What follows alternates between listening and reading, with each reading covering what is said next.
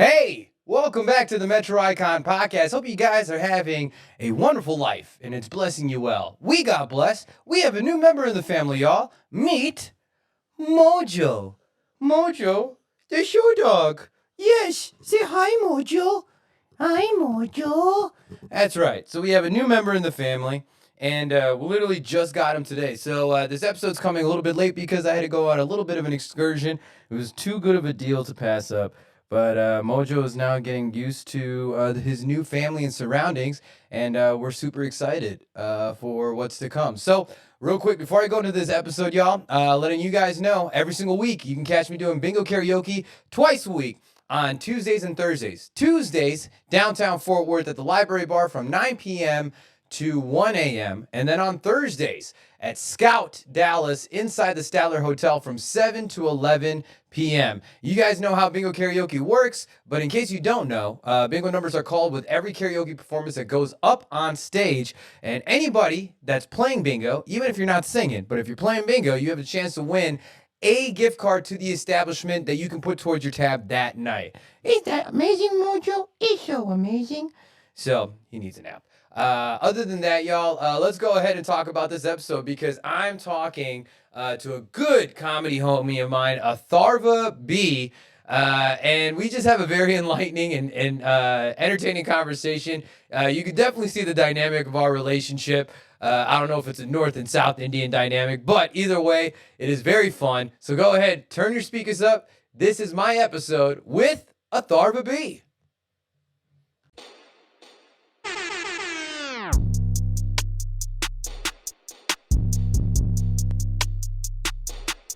You can do it all. You can. Do it all, baby. Ladies and gentlemen, welcome all of you to the Metro Icon Podcast. I'm your host, Shawn Kay the Showman, and you know what we do on this show. We talk about the world of entertainment and media and the icons that live in it and the icons that I believe can drive to greatness. But even if they don't, I know it's going to be a good time with them on the way. So, ladies and gentlemen, without further ado, give it up for my homie, Atharva B, ladies and gentlemen.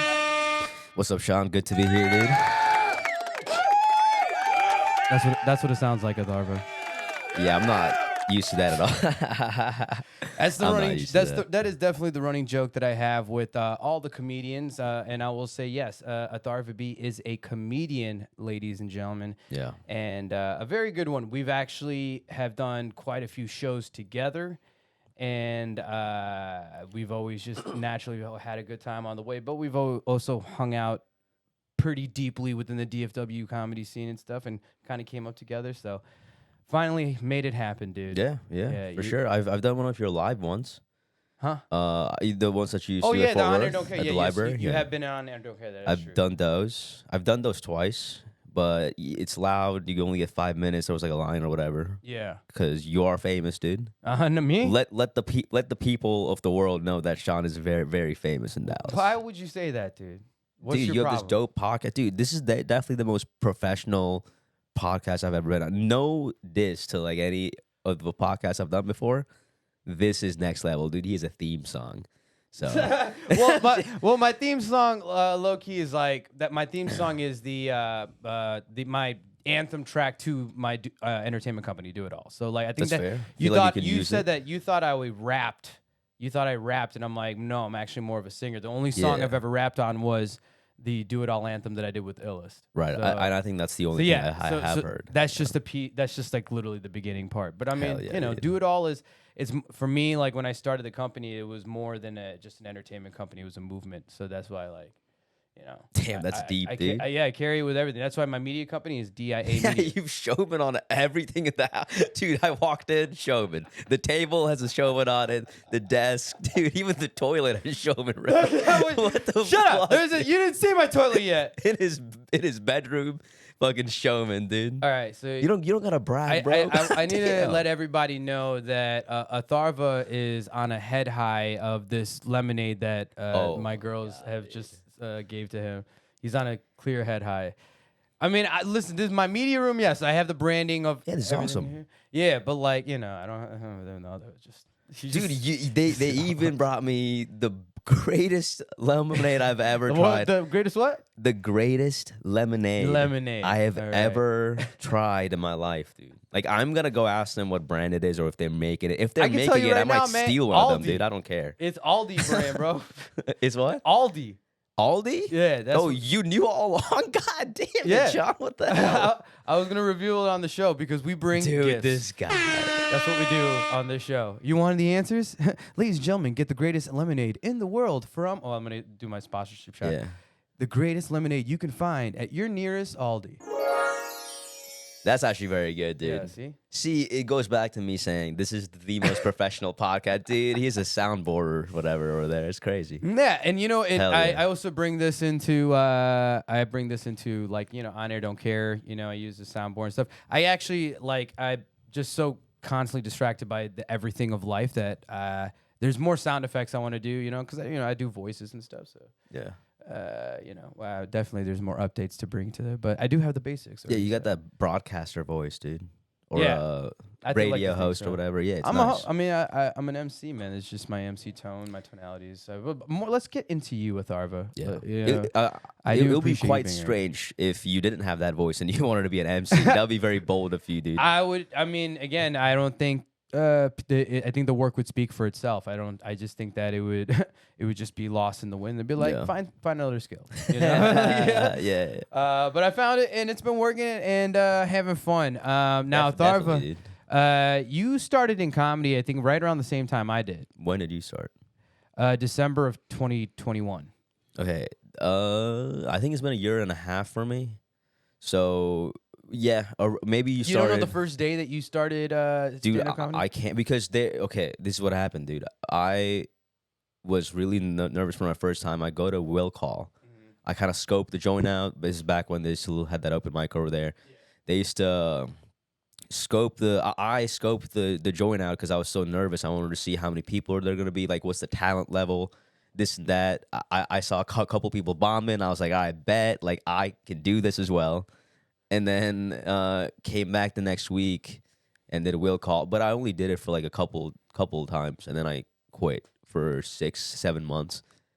And then I believe we talked about this on this podcast, but I was on a flight. You mean on Air Don't Care? Or? Indy, yeah. I was the live one. Yeah. On Air Don't Care. Yeah. Oh, sorry. This is on a different podcast. This is a different podcast. He's man. a big Metro Icon deal, podcast. guys. He's multiple of Look. everything. He's multiple kids. He's multiple. What? No, I'm joking. See, look, Atharva, you know, because he is a good Indian boy with a good 9-to-5 job Yeah. during the week. So, you know, he doesn't know the principles of syndication, you know, like having yourself on multiple different types of platforms. Yeah, I'm a you know what I corporate mean? slave right now, so I don't know the terminology of a free man like Sean, dude. That's why I'm There in we your go. life, bro. I'm here to bring education, teach Yeah, you, let you know. but, But okay, but what do you do? What pays your bills? Right I'm now? trying to tell you this story, bro. Oh, I'm sorry.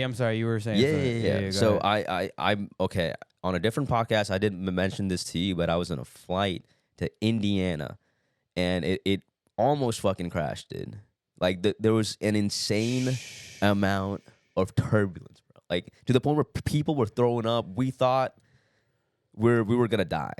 So that plane landed, and I was like, well, that happened. Met up with my friend at Purdue, partied for a weekend. That was the only thing I was gonna do in Purdue. I had no business.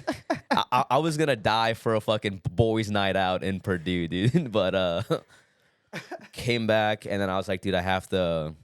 Like, I can't be being a corporate slave anymore. I don't like that. I want to do this thing that I really want to do in my heart, but I'm kind of scared to do. So I just went fuck it and went scared. all in. Bombed for like at least a month straight before I got like one laugh, and then I was like, okay, this is kind of working. And then you keep writing, you keep getting funnier. It's more stage presence than anything. I've thought about this. You always had that stage presence. That's a part of your job. But like for me, I went from 0 to what it is right now. So I felt right now and also back then that like this is funny, but it's not working because I don't have stage presence. So I've actually went back on a lot of stuff that I wrote, and most of it was garbage. But like there were a couple things that it's like, this is actually funny. Maybe I'll try it now because I have the stage presence to actually make that joke funny on stage. Okay. Yeah. Okay. Well, I mean, yeah, I will say that from the time that I have seen you perform, 1000% your stage presence, like your comfort being on stage, like which always leads to everybody's delivery and execution of the joke being much Yeah. better, right? Yeah. It's also, for me, like, yes, I appreciate you saying that, just because, I mean, yeah, like I knew that was my advantage in coming into the game, right? And that's one thing, my love for George Red Speaks, even though the motherfucker is the biggest headache of a friend. I love him to death, but he's a problem, dude. He's like the headache I can't quit. Yeah. I love that Dude, motherfucker, I love but George he so drives me crazy sometimes, bro. I love George, dude. But again, when I first started, and it was first with George Red, like the first thing he said to me was, "You're an MC." Like that was the first thing. He's like, "You're not a comedian, you're an MC," and I'm like, "Yeah."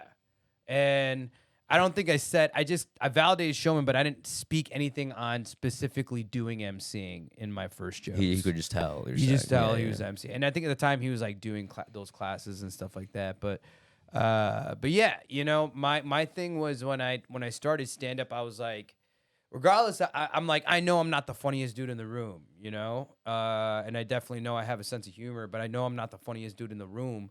And entering a new game and understanding kind of like the politics and the nature and, like how crowds generally are, right? Like you have a successful joke, right? Like that you consider within your solid minutes of jokes, and it works 90% of the time. And then you have two shows and these two happen to have crowds and it just doesn't work. And this is a game, just constant redevelopment, right? I'm as an MC, I know I have to adapt and, just find your Get style through it. more. Yeah. That's been my thing, dude. Like, But I just hold on to my stage confidence. I don't give a fuck if it doesn't happen. Yeah, for sure. I won't. But that is how you handle a bomb. Like like you have to keep going. Like it's not happening, or then I mean, actually, no. There's a lot of routes you can go the route of like I'm not doing well, but like that's kind of more like a self pity thing. You get laughs like that, like haha, like he knows that he's bombing. Like there's something is pretty funny about that, but like, or you can just start roasting the crowd. I find it funny, man. Sometimes like the way I think the one thing that I will laugh all the time is when a comedian does bomb, and then there's like how they deal with that awkwardness, like that lull of time, those few seconds, and how they're like, all right, like. And as a comic, like we relate to that, and that's why it's funny. It's so funny, dude. There's nothing. That's why. Oh, dude. I love going to open mics because, yes, there's actually funny shit being said, and then there's shit that's like that did not work. Like that energy is also so funny, dude. Right? And we can relate to that. It's fun. Yeah, and the beauty of this game is the fact that like you can have jokes that like they work, don't work, and then like somebody have definitely heard in the past, and then you happen to bring it back and it's funny again. You know what I mean? Like. And honestly, man, like the again, it's just a constant readaptation. So I think that's where my strength as an MC is. Like, I've had to learn how to read crowds, 100%. And I think you can attest that like most of the time my crowd work is better than my material. Your crowd work's really good. that is definitely your strong suit. Yeah, and it's always been that strong suit. Yeah, so that's why like when it comes to the comedy game, like I love producing because I don't want to be the headliner of my own shows. Yeah. If I'm putting on a show, I'm not. I did it for my More to Go showcase, the very first one. I'm like, this solidifies it. I do not. How much time did you end up doing? 20 minutes. Oh no. Yeah. This is like a while back too. My first year comedy anniversary. Yeah, 20 minutes is a lot for a first timer to headline like that at your own show. And this was like, right before me was Arun Rama. Yeah. And again, it's like, and one of my jokes was like, yo, like, if y'all are disappointed because your headliner is terrible, guess what? Headliner put on the whole damn roster in the lineup. Fair. I know how funny these motherfuckers are. I know everybody on this lineup before me was funnier than me. Okay, knowing that, hold up. That I have a problem with this, dude. Like, why? Not a real problem, but like, what? If you knew that, you felt like headlining because it was your show. I felt put myself as the headliner because I wasn't expecting I love being a host. I think Yeah. at that point, when I'm looking at it 1 year in the game, right? That's where I come with that anniversary show.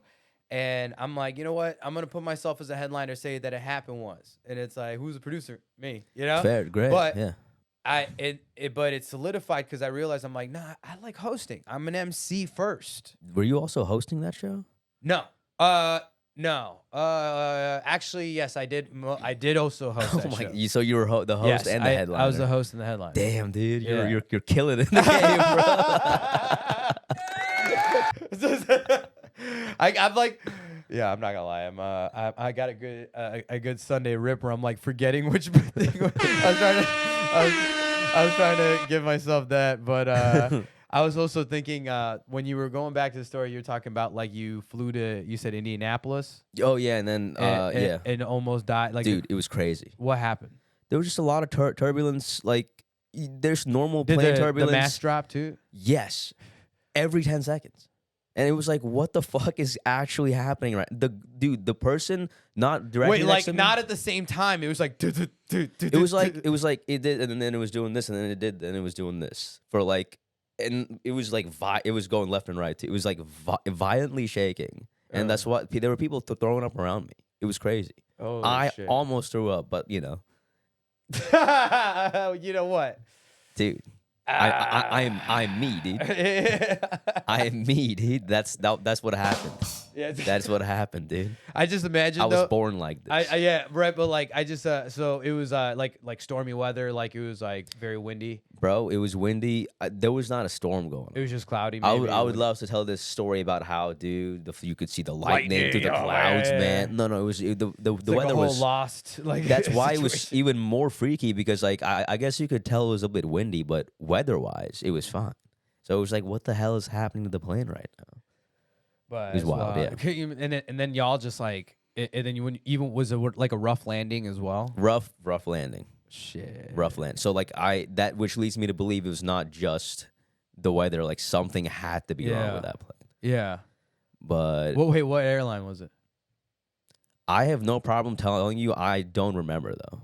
I have zero problem just. Damn, it like psychologically messed you up that like you Yes. have like blocked out that information. Or like that. I thought she meant like I have fear of like flying in turbulence. I do have like a fear of flying there. Sure. Which is a problem because Oh, I love travel. It developed after this. 100%. Because it was all fun and How many- it's always been fun and games. So And you what get year to see was everything. this? What year was this?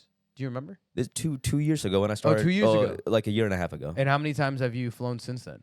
I've flown. I went to my the homeland. India. Yeah. Yeah. How? Went to the homeland and that was kind of freaky, but I don't know. It's And since you just gotten mentioned better. that your mom just landed back in the just landed, homeland, yeah. and my parents just got back Yeah. from the homeland. That So exchange program is going. Take Hell one, yeah, leave dude. one. That's it. Yeah. Take one, leave We one. gotta That's all. maintain the quota. You know what I mean? We're not. There can only be so many. Yeah. We're taking over Well, everything. I mean, dude. but here's the deal. Like, God. and some people might not know or have it different. But you're from North India. Or you're like Bombay. But like compared to you, I'm north. Yeah, You can I'm say north, South. that's I'm fine, South yeah. India. Like I'm South India to the fullest. I'm Yeah. Malu, South Indian. Malu. Yeah, Kerala is like that. We You guys are ass south as they come, dude. You're hood as hell, dude. Yeah, dude. You guys are straight up. You guys are hood as hell. Dog. Yeah, honestly, bro. Like I actually, when you look at it like as a whole and like all the states, like Yeah. Kerala, 100%. Like next, like a lot of those South places like Goa and all that kind of stuff. But Kerala, I mean, dude, like the states, like their state like tagline or whatever is God's own country. Like it is, if you look at like the #1 state like in the U.S. that like tourist states for like people from the U.S. or North America. Yeah. What state do you think it would be? Probably like California, California, right? probably, yeah. You know what I mean? Yeah. Kerala is the #1 tourist destination for Indians. Really? Yeah. For Indians, not, Yeah, not for outside. like for people who live in India. You guys have like temples there. There's a lot of holy We celebrate sites. everything, bro. No, we have all in terms of religious friends. holy sites or Yeah. temples that people would travel to see. Yeah. You guys have a lot of that. You guys are also the lowest point in India, so there's also like a little fascination with that. My grandparents went on this little trip It's just like it was like a temple trip. They were basically like bar hopping, but like with temples. You know what I mean? Yeah. So they were just going from one temple to the next, and then they were telling me that there's a temple at the lowest point of India, and that one's like a little higher up, so a little higher tier. Temple hopping. Yeah, temple hopping. They were that's their perfect Temple Sunday, crawl. dude. You know, like That's their like, perfect set. They pre-game with some chai, and then they just go temple hopping, dude. Get prashad at every place. oh shit. Hell yeah, dude. That's wild. They were having fun though. Temple hopping. Yeah, man. I mean, I'll say, dude, like, dude, even Kerala, I don't know what year was it, but I think it was like, it has to be like 4 or 5 years but they declared that Wi-Fi, having internet, was a basic human right and should be accessible. So they made pretty much, I think, like 80 to 90% of the state Wi-Fi free. That's awesome. I mean, granted, it's shitty ass Wi-Fi, but at least it's like one of those things. Like if you have patience, it's like. But yeah, also it's access. free. It's like free, bro. you get to check your Gmail account. You know what I mean? Like what more? You're not gonna watch YouTube, my guy. Like it's free. Right. You got to keep the expectations low. Yeah, you got to keep and it at also, like if you are check a Wikipedia page. Yeah, I'm guessing they're saying it's a human right over there because like it's so necessary to live and even have a job at this point. So Right. as long as you can send your Gmail, dude, you can send your emails. That's all you need. That's the perfect speed for the whole state. Speaking of Gmails and all the bio data collected, is your bio data out in India right now? Like. I don't. Nice Indian boy from the U.S. Oh, biodata isn't that. Yeah. Oh, Because yeah. the Gmail for the female Yeah. with all the that was a whole. When I Sorry, go ahead. when I went, what is it? It was last year actually. Nice. Because I went pretty early on last year. When I went last year, we like went to like social events and stuff like that, and then like there were people who were like, "Are you looking?"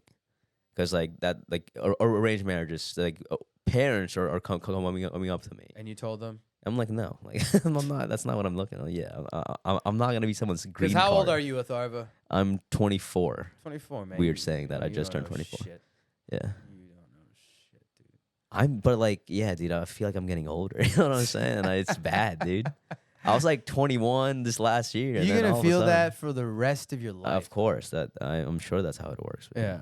So I mean, yeah, dude. So you 24 years old, you're still fucking young, man. And so like Yeah. even when it comes to the stand-up comedy game, dude, you're still mad young, you know? I'm Sure. still young in the stand-up comedy game. But Yeah. like again, it's just if my knees take me out, like I feel like, as an MC, comedian, whatever, if I can make it to the stage, I will. That'd be you know? awesome, yeah. That's all I can do, Yeah. But yeah, so what do you do? What pays the bills for you, dude? I'm working in finance as of right now, Shit. and work for a.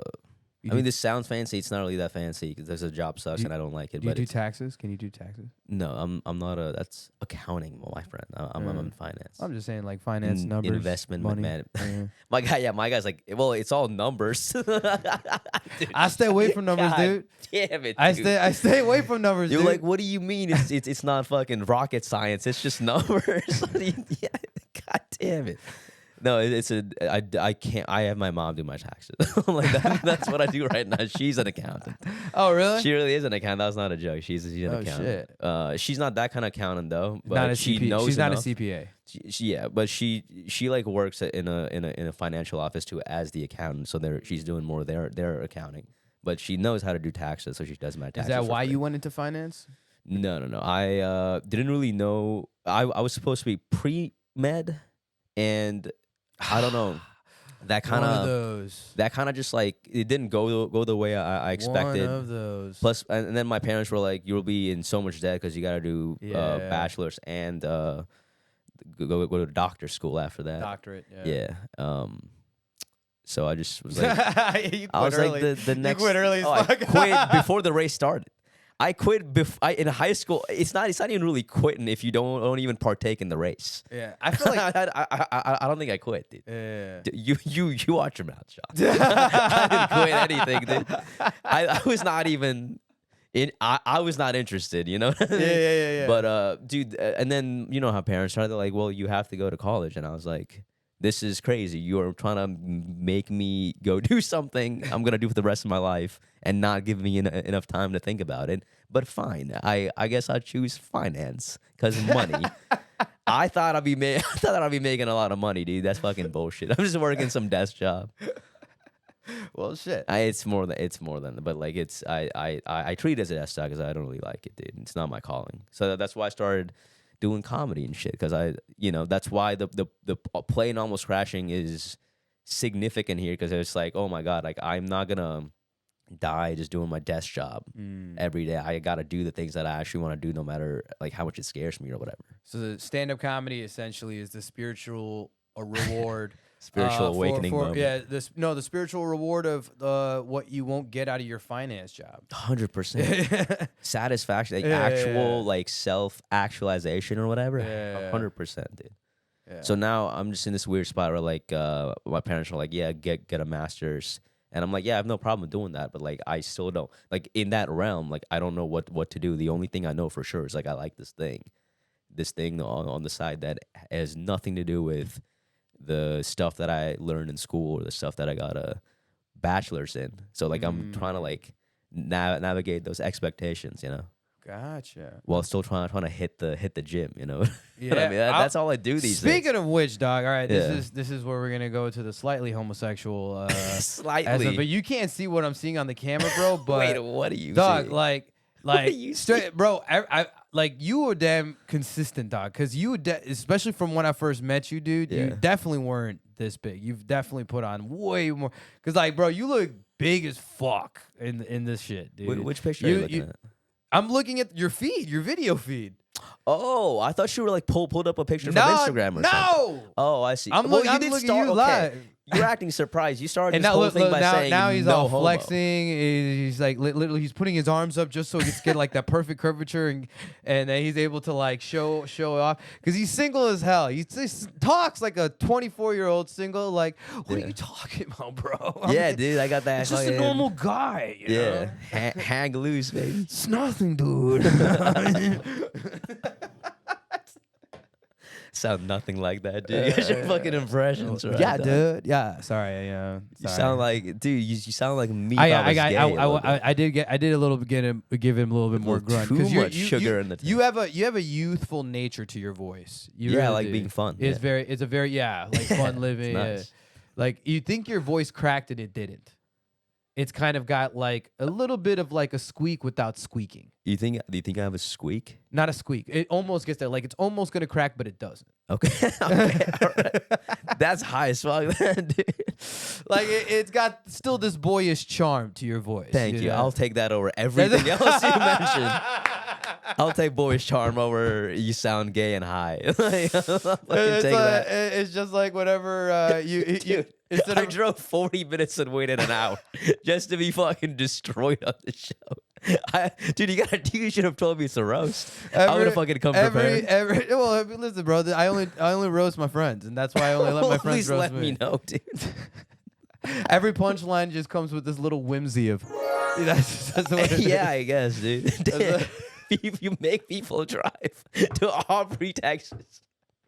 40 minutes from like hey man, the you don't gotta let everyone city. know where I'm at. Dude, this is a private invite, just dog. Just bleep it out, dude. No. I didn't give out your address. It's a pretty big town. I don't edit my episodes. Well, it's a huge town. It's gonna keep growing. No one knows, dude. This is like this town is kind of like a weird hybrid. It's like Little Elm and Klugerville or whatever. Pfluger, it is. yeah. No, not Pflugerville. That you're thinking about. Oh, Austin. we have our own. There's a Cougarville. There's like a Cougarville or Krugerville. I gotta go there, dude. Krugerville or Cougarville. It's like right next there. And then it's Cougarville, I'm going there.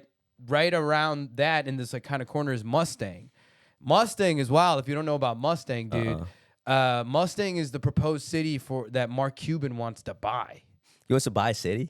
There's That's like apparently badass, dude. I hate Mark the guy, Cuban but wants to badass. buy, I believe, the city of Mustang, which is right here. That's awesome. It's 10 minutes away, and that's where because he's trying to bring gaming, like casino gambling and gaming. Yeah, Like heavier. You can do gaming to an extent. There's like Casino, there's we don't so casinos, much. though. Yeah. Yeah. Well, yeah, they do it, but it's like only reservations. Right. And then even that, because I was a model for this one Native American casino. So I knew Dude, you kind of fit that bill perfectly, dude. It's crazy. Like that cast job was Yeah. awesome. Yeah. They casted you perfectly for it's that like, one. was he Native American? Is he black? Is he Puerto Rican? Yeah. They gave me like a model like wife that was like, and then she was like a grand winner. So I'm like standing there like, yeah. What we're race gonna was buy she? a house now. Was she white? She was Hispanic. Oh, very interesting that they Yeah. went that route. Yeah. That was an ad for a casino. And then yeah, right? they had like 3 different styles and ages, age groups of like couples. Makes sense. They want to Yeah. diversify. So you were the The- if you were brown, you'll relate to this guy. Yeah. Any kind of brown, dude. No, but it was cool. Like we were from like the same agency, and yeah, so it's like, I mean, dude, there's just like so much just waiting around that you're doing. So you're just kind of like, and then they're like, all right, let's see this emotion, and then you just What are do the it. different emotions you did? Did you do sad? Like you lost a bunch of money? No, it's disappointed. Like I lost, but like determined. Dude, Like- I love how on set they like tell you these vague emotions and you're like, and then you just end up looking like this. Killed it. I'll tell you what. And then they always say that, and then you know in your heart you did No, it. but it's one of those things where it's Holy kind of shit. like you have to play it where it's like you're preparing to sit there for hours in this game and you're invested because Yeah. you feel like, oh, you're gonna get money, and so you're like playing, you're like, yes, It's an addiction. Oh, it's almost like, oh my god, oh, it's Oh okay, my it's God. okay, I got this, all right, yeah, and then I end up They say winning. that the emotions that gambling elicits in your brain is worse than actual drugs. So you were basically making people drug addicts, dude, Congratulations, You want to dude. hear some really deep shit? What? Yeah. So when you talk about scrolling through a feed, Same you thing. know what I mean? Like it's the 100%, same yeah. dopamine effect as seeing like Yeah. the spinning wheels, like Yeah. seeing a game, like that effect. Like, Almost winning, yeah, every Right. time, yeah. do yeah. you watch The Office? Yeah. And so like it's the chore wheel. Remember that one Yeah, cold yeah. open they did about the chore wheel? Yeah. And then it got redeveloped into a game purpose, and then it's like it's barely any chores, but then it's like then they bring out the tiny wheel. Yeah. And that one actually does have chores, and so but people Yeah. just don't notice. It's like, I don't think it's quite the same, but like it's well, just but it's again the dopamine effect. Before they hate it when the chore wheel, and then it redeveloped into like flash games and excitement, and then they were able to implement. it's the hit of like almost winning and then eventually winning. So they say that if their job as a casino to maximize sales or whatever and then get the most amount of clients within your first 3 times of ever playing at a casino, if they get you to win once, you're hooked for life. Yeah. Like there's a significantly in higher a sense, chance. I mean, in a sense, because I'm like, I would say that like I'm not a big gambler. Like I don't do much betting, sports betting. I'm and all talking that about like kind of stuff, they've done the research when it comes to like what's the highest chance, like what's the best way to like keep someone coming back. Sure. They have to win within the first 3 because then the expectation to win is set. Well, so they I mean- keep going till they get Sure. a hit again. It's basically drugs. And then dude. I mean they're throwing in all the other elements of like lights, flash. You have girls That are helps out. giving Absolutely. you get paid free drinks, and Yeah. then like depending on certain roles, you earn amenities. So there's way more to it. It's just kind of like risk to reward type of The flashy but- nature is for sure, But yeah. but again, yes, it's moth one- to a yeah. flame type of deal. Absolutely. But yeah, in the same mental sense, it's the same thing as like TikTok and why you just get, Yeah. addicted to it because there's some sort of risk reward where we actually feel way less risk, but Yeah, but that's how they get you buy their For sure. new like herbal ointment. for sure. And, like, Dude, their algorithm is so good that within like 4 or 5 scrolls or like 4 or 5 opens, like every time you open the app 5 times after you got it, they know everything about you yeah. just by the amount of time you stop and look at something before you keep scrolling. Like it's crazy. Like that's the point where we're at with technology these days. Like they can tell that. Dude, it's even crazier because now, like, and I've actually seen the physical proof. Because so now I have this infrared camera now that's in my car. Because you know that I do drive Lyft on the side. So I was able to get a deal for this one, the camera that like shoots in front of you and inside the car, you know, and it was crazy. I actually ended up capturing this crazy ass accident that happened right in front of me, and it was on. I have the footage on my actually laptop and stuff. Maybe we'll take like a little break in like 10, 15 minutes, and then I can show you the clip and stuff, and we'll go back to it. Do you do the high edits where like you are like we'll be right back, and then you show that video, and then we come back on the screen when they're watching? You do that stuff? Yeah, you can add that video right now. Then let the masses see what accident we're talking about right now. Actually, well, I mean, I might be able, if you want to come around, I can probably show it to you right now. Sure. If you want to see, if you really want to see. Yeah, I'm it. just really curious. So here, just go ahead and take the headphones off so it just doesn't. Actually, you know what? No, you need the headphones. Bring the headphones. So just walking around to the back. So here we go. I'm gonna, if I can try and put this up. And the good thing is that I believe. Okay, this would be the Bluetooth, I believe. Let me make sure my Bluetooth is on, and hopefully it will work like that. All right, so desktop, and I believe it's this one.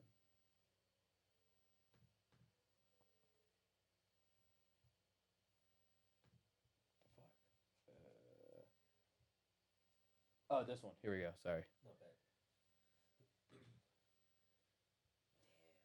All right, you ready? Yeah, let's do it. Form every time. See, We have a bunch of handicapped. You can hear my. Yeah, right? I'm listening to Can I tell Kill them about Tony. how it starts? Dude, go for it. So fucking, I mean, how do I even describe it? Bill Burr is. Yeah, I wanted Alright, to so there's make that it car an moving in elaborate to big the lane deal. that just got in the lane right there. Watch that car. Watch. So I thought, What the? it's kind of how I get to the Oh, shit! rooftop. Oh. What the fuck? Like hovers above me, drops a rope ladder. I grab the rope ladder. What and the helicopter shit? flies up, me hanging on by my bare hands. Bro, I was like, because I've literally pulled over, like whatever plans I've had, I've literally been that person to like pull over and see how, you know, someone isn't, like, you know, like pull over and make sure they're okay. Because that seems like something that she passed out. What do you mean? Like why this woman all of a sudden just you know what I mean? Like that type of reaction, it's more than just impairment or like losing, but it was almost like I feel like she literally passed out. Or like fell asleep or some shit like that. Yeah, But I mean, and it sucks, and I hope she's okay. It looked like it was a woman. Yeah, look. Let's be very honest. The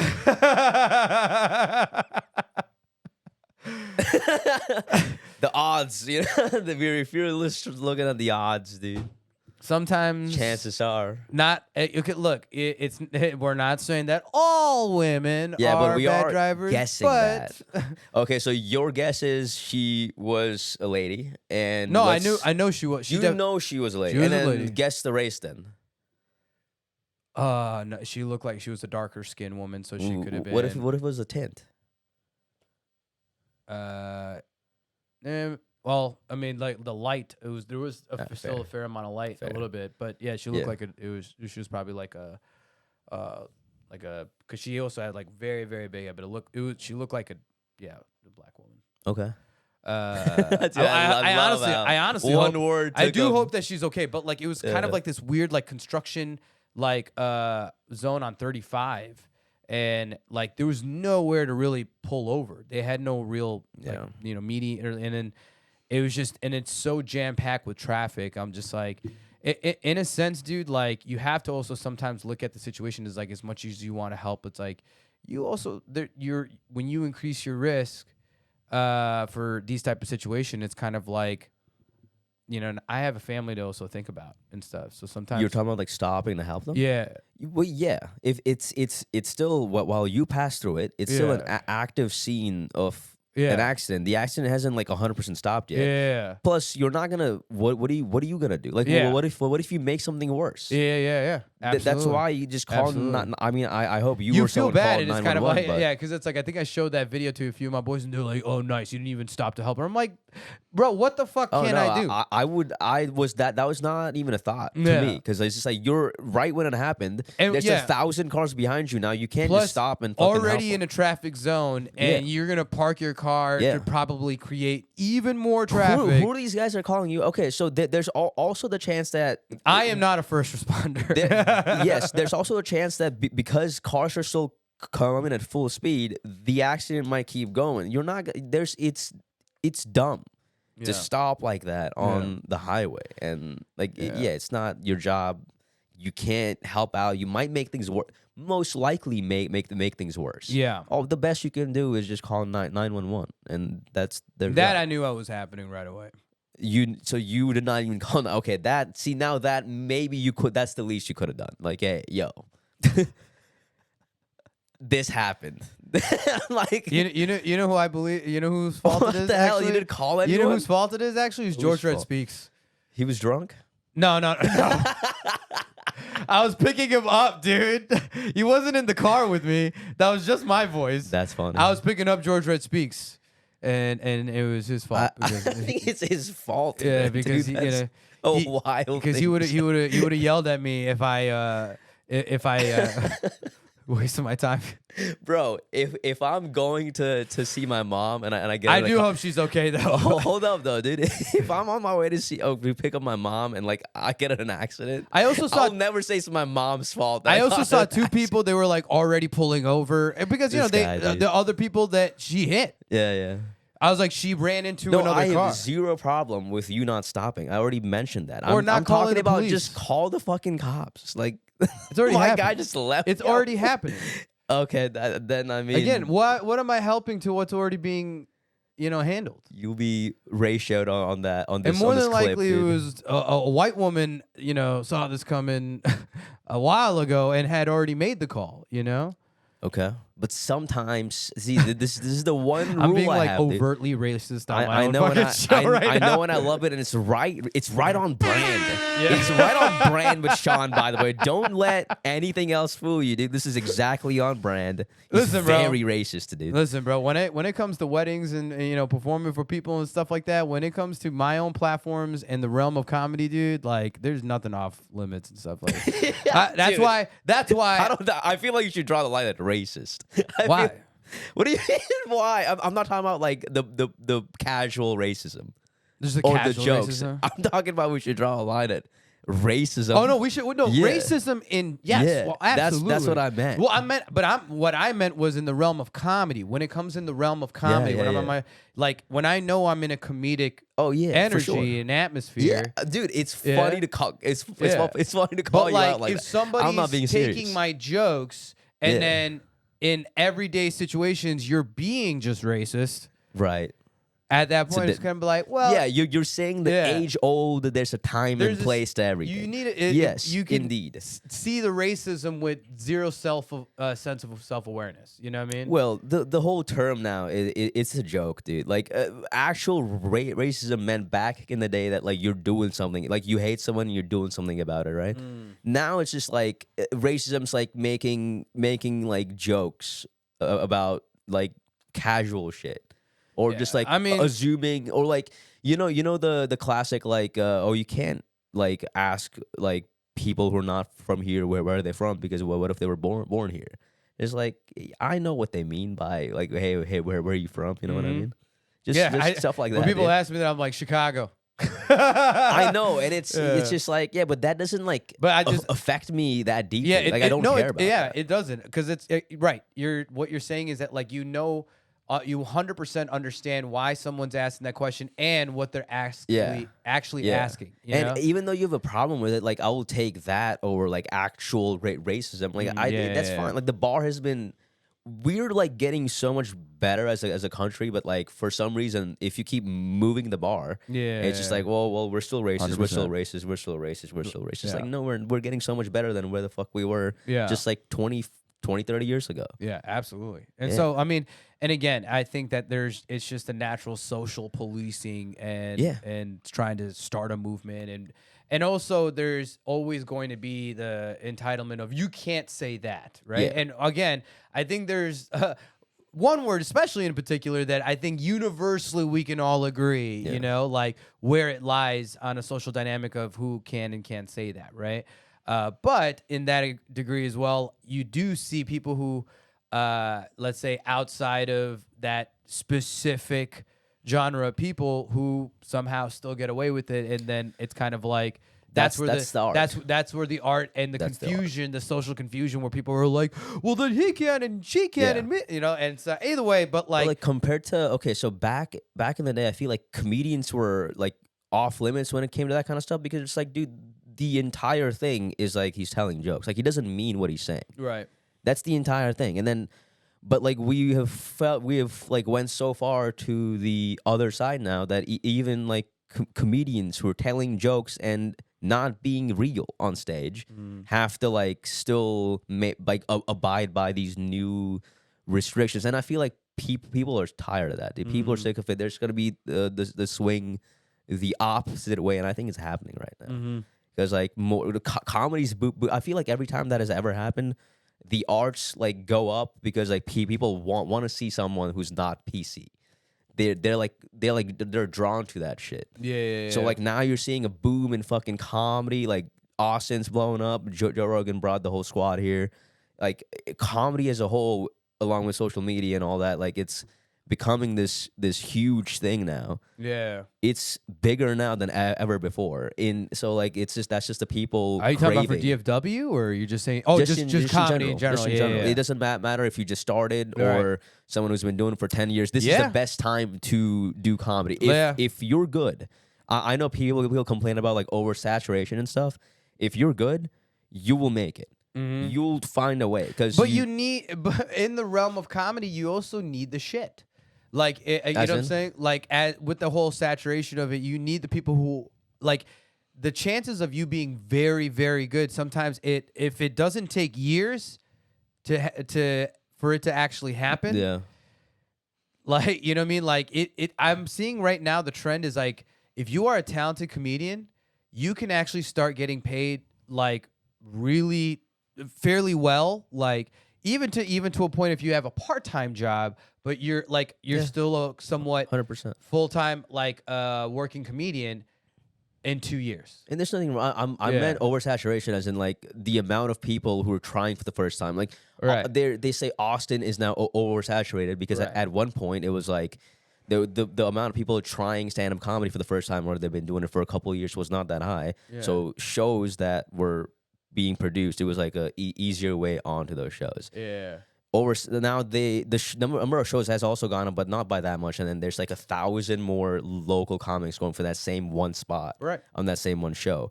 And then but like the people who complain about that, they're just complaining about competition essentially. Absolutely. Versus like just That's I guess why I you're love not good Austin, enough. man. That's why Yeah. you said that you're going to be going to Austin this Fuck yeah. next weekend, right?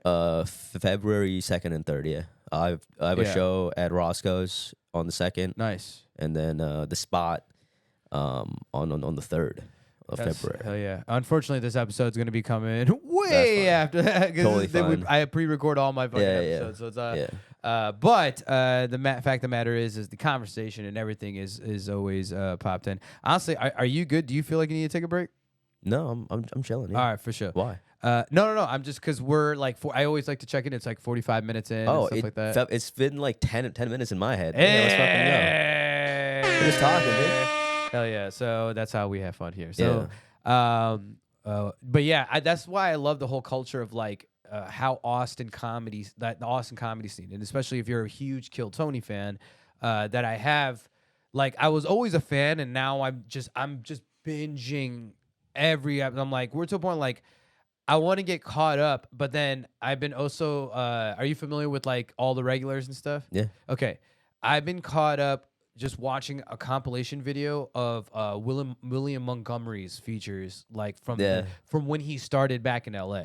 Right. And so I've watched, I think, like the first 40 or 50 of his Damn. features. Like Nice. where he started to like where he bro. I love William Yeah. Montgomery, dude. Like Yeah. he has just I feel like I just laugh like the way he does it shit. But yeah, like him as a character, but who he is, it's like I feel like I would just love to get to know him as like his everyday William Montgomery. As himself, And yeah. as himself, but seeing how much of his energy is like really, sure. you know, but like his starting features, it's so vastly different. But like what he was so strong with was just like this awkward improvisation of like being asked a question and then giving these like random, nonsensical, like ranting fucking answers, you know, that you know is bullshit. But like, yeah, and then now it's just all over the place. It's like chaos. But Yeah, you gotta. That's the. I'm just watching that shit. I'm just like I'm looking forward to any one of our days, man. That's why I'm also just like when I come across a comedian that I know, I'm like trying to give him a shout out. Like I'll have to go back and be like, oh, okay, I screenshotted these people, and so I always give them a shout out. I'm like, yeah, I Nice. just saw you on Kill Tony. Nice. You know? But yeah, that is how you evolve. The way you evolve as a comic is kind of fun, dude. It's- Because like dude- looking back is like you're like, holy shit, I was trash. Yeah. From like last 2 weeks, I'll be looking at a video like You going, got to stay "You were humble in fucking this game, trash." dude. You got to stay humble in this game. Yeah, dude. And there's Yeah. a lot of haters, bro. Like, I mean, I've had dudes talking shit to me that I don't even know at all, and then they're just targeting me directly, and I'm like, oh, that happened, I think, at Sharks. Really? With one of your guys. You knew him. What? Well, it was a dude you knew, and you were like, oh, he's actually a nice guy. Oh, he was just fucking around. I'm like, I'm trying to remember now. yeah. The funniest thing is I remember his first joke was, "You're gonna remember my name." I was like, "No, I'm not." Wait, he was my friend doing. But who you does knew comedy. who he was. Oh, Sib? Was it Sib? No, it was a white guy. Oh, It was a white guy at Sharks. dude, I couldn't. Yeah. I mean, if you describe him to me, maybe, but like, let's not. Either way, that's like not it really was just fun. it was one of those things where it's kind of like it was like I don't think I've ever really addressed this guy, but or on stage about, but it was just he was hyper directed at me he took my spot. That was it. They called my name, and the dude he like missed his name. that guy. Yeah. He's not my friend. I knew him. There we go. I know him, dude. Yeah, I forgot who it was. And we're not gonna say his name on here. It's fine. Yeah, but I really don't. Really But- care. And it's funny because it's kind of like it's very few guys where I think I think I've seen him a few more times, but I'm just like I just act like it's brand new, or I'm like, hey, what's up, man? You know? Yeah. But I'm just terrible at remembering names, dude. I'm just so bad. Dude, I'll be at a party, right?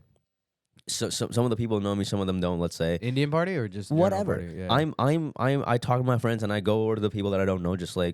tell them who I am, and then, dude, they say their name. It doesn't even like register here. Like it literally goes in through one ear and out the next, and then I'm on because I'm so involved in like, oh, let me introduce myself. I'm like focused on that. So when they say hi, Did I take enough protein today? sure. And then when they say hi, I am like Stephanie or something. I don't even like register that. Like it's not the even a memory. It Stephanies. takes like 5 times for me to actually know who that person's name is, dude. I'm so bad at that shit. Yeah. Yeah.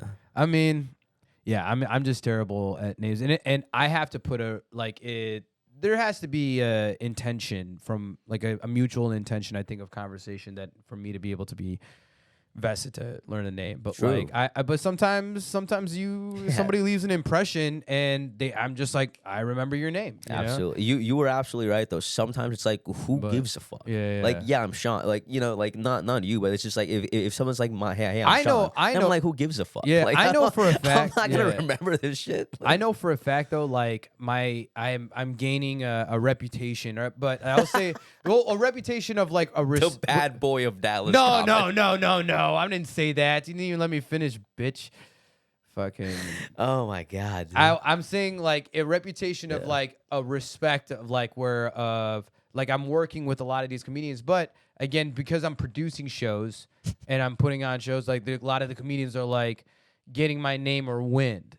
And so there's like this Okay. little bit of like this, I don't know, like they'll be like, hey, you're Shawn Kay, right? Like even in Austin. What's the vibe though? Huh? Or like in a good or a bad way? Like what do you? What's the vibe? In a positive, Positive, way. okay, Yeah, okay, in a okay. positive way. Yeah. Like they're acknowledging that, like, oh, no, I've seen your name before. Yeah. You go by the Showman, and I'm like, oh yeah. Nah, well, it helps that your car has fucking the Showman written on it. Bro. You step outside wearing Showman gear. Your fucking phone case is Showman. That's what it Your is. house is Showman written on it. I'm telling you, the fucking It's the not- toilet you- had a you- Showman you- on it. You Dude. you took one fact and then put so I many love it. other. No, but I'm a fan. It is awesome. I'm gonna go home and I'm gonna put my name on everything I own, dude.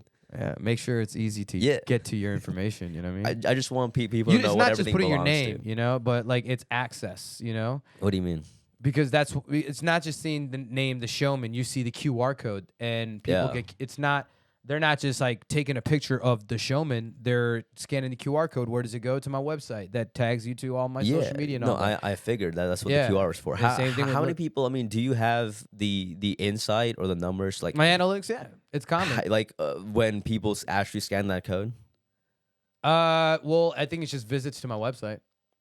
Okay, fair. Yeah, which I'm sure it's also tied into just like general Google Websites. searches. Yeah, Yeah, general general Google Google search. But yeah, like if you put in Shawn Kay the Showman, the Google searches. I'm really I pretty curious. much have like I think I have pretty much that first page. All those main domains. No, not domains. It's just like so many references because I have my Oh. name tied on to like Yeah. like YouTube videos, TikTok, and Facebook and Instagram. And they also base the hierarchy out of like which site has been Yeah, and I've popular logged yeah. into so much different fucking apps and shit. You know, like the whole Etherverse has all my information. They know where I'm at. It doesn't fucking matter. You know, like I'm living in the Matrix, trying to survive, paying these taxes. You know what I mean? So it's like, but again, it's with my podcast and my live stuff, my promo videos, my other business. I mean, there's just a lot. I'm just posting just Yeah. different. So there's a lot to tag back to me. That is my like New Year's resolution or like my goal, I guess, for this year. Put more Just content post of more your comedy. content. Yeah. Get a TikTok. Like I guess. You see, yeah, I don't I'm- post that much of my own stuff, of like my comedy stuff. You don't see other than No, shows. that's my Yeah. my goal is to do that. though. Right. I'm just saying Yeah. I'm in the same boat. I'm Yeah, in yeah. the same boat. I'm also particular because I feel like that like once you put a joke out, you know, and you have to do it, but once you put the joke out and that gives that notoriety, or especially when it's a good one where like you have a good crowd and they respond very well. Once it's out and you posted it, I feel like it's no longer usable.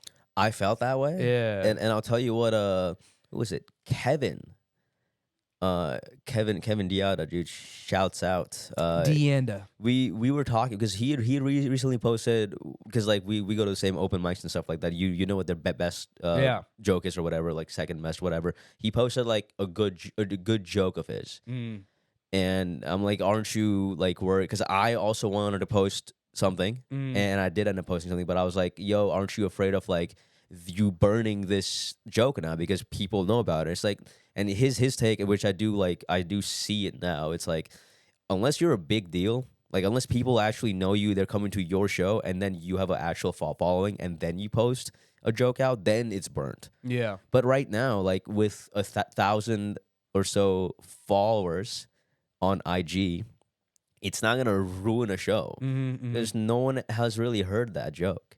Well, no. I mean, because like you post something in a sense of like you believe it's good, and you never know. Like it ends up being that random viral video, right? And Sure. if it that ends up carrying weight, But you know. But I guess I think there's also a level of like self-consciousness, and I would much rather. I'm probably just stubborn to the fact where I'm like, I'd much rather you just come see me live and let me deliver it for me, you, you know? it's much more self-consciousness, Yeah. and also it forces you to write more. It forces you to, it's just more work overall. And but like it's necessary, dude. You know Russ the rapper. Yeah. I mean the way his goal was to post like a mixtape each week, and then you saw the numbers. It went from like 100 views, then the next video was 1,000, the next one was 10,000. Like, yeah, like you gain that momentum momentum is huge. Dude. Yeah, and you know, Huge. and it's interesting because there's a lot of these comedians that like maybe have been in the game for a while. They're sitting on I'm sitting on a library. Remember when I used to always bring the cameras and shit to the open mic? I'm sitting on libraries of fucking clips. You know what I mean? I have so many videos. I probably have at least 75, but probably breaching. No, right? I would say around 75 different videos, like from different shows and stuff like that. Yeah. I have other comedians that I've like, you know, somewhat saved, but then I have every single one of mine. And Yeah. so Like as a comic, right? Like I look back, man, it's cringy. I don't like watching myself that much. No, that's the self-consciousness. Yeah. That's exactly what we're talking about. But what was I gonna say, dude? Yeah. Oh, as a stand-up comic, like you kind of have to hold yourself accountable. Like you don't have a boss Yeah. telling you, "Hey, you only have been to one open mic this Yeah. week. Maybe you should go to 2 more before the weekends."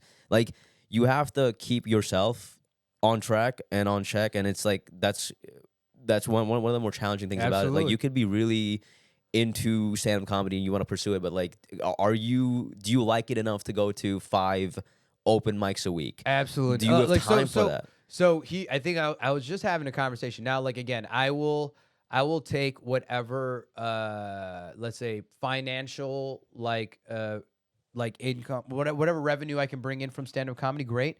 But just like everything else I do in my life, it all feeds the same umbrella. I am an MC first. Like I am an MC. I love to do, you know what I mean? Like I think I had to realize like what my focus was and being able to, for me to be able to do that is that I need to kick my game up in a much bigger level, and being able to do like corporate is where it's at because my energy is stand-up comedy is something that I'm always going to do because it's more for me, but it builds to that strong. Yeah, you know you're what in I a mean? unique position where, yeah, like the more you do comedy, the more your stage presence is gonna Yeah. keep getting better. The more comfortable you get on the mic, and yeah, it just kind of feeds into each other. Right. But even when it comes to my job, like when it comes to like general public speaking and that aspect of any job, like if you're giving presentations or talking to like the whole meeting group or something like that, it does help out with that because now you're not scared of like talking to people. Right. And it's weird. Like, I mean, looking back at it, I was definitely in the same boat. But it is weird to see what people say what they're most scared of doing.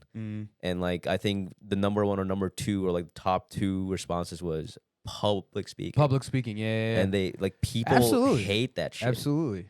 So to be able to do that on a daily basis at these open mics, like even that aspect to life in general, like now and you're a better public before speaker. open mics, obviously with even the concept of what Metro Icon is, you know, that was a singing competition. You know, like Right. before open mics was karaoke. Yeah. And I tell people who are looking into be a stand-up comedian now, if you want to be go into it or you've been thinking about doing stand-up comedy, my first question is, I'm like, have you ever done karaoke before?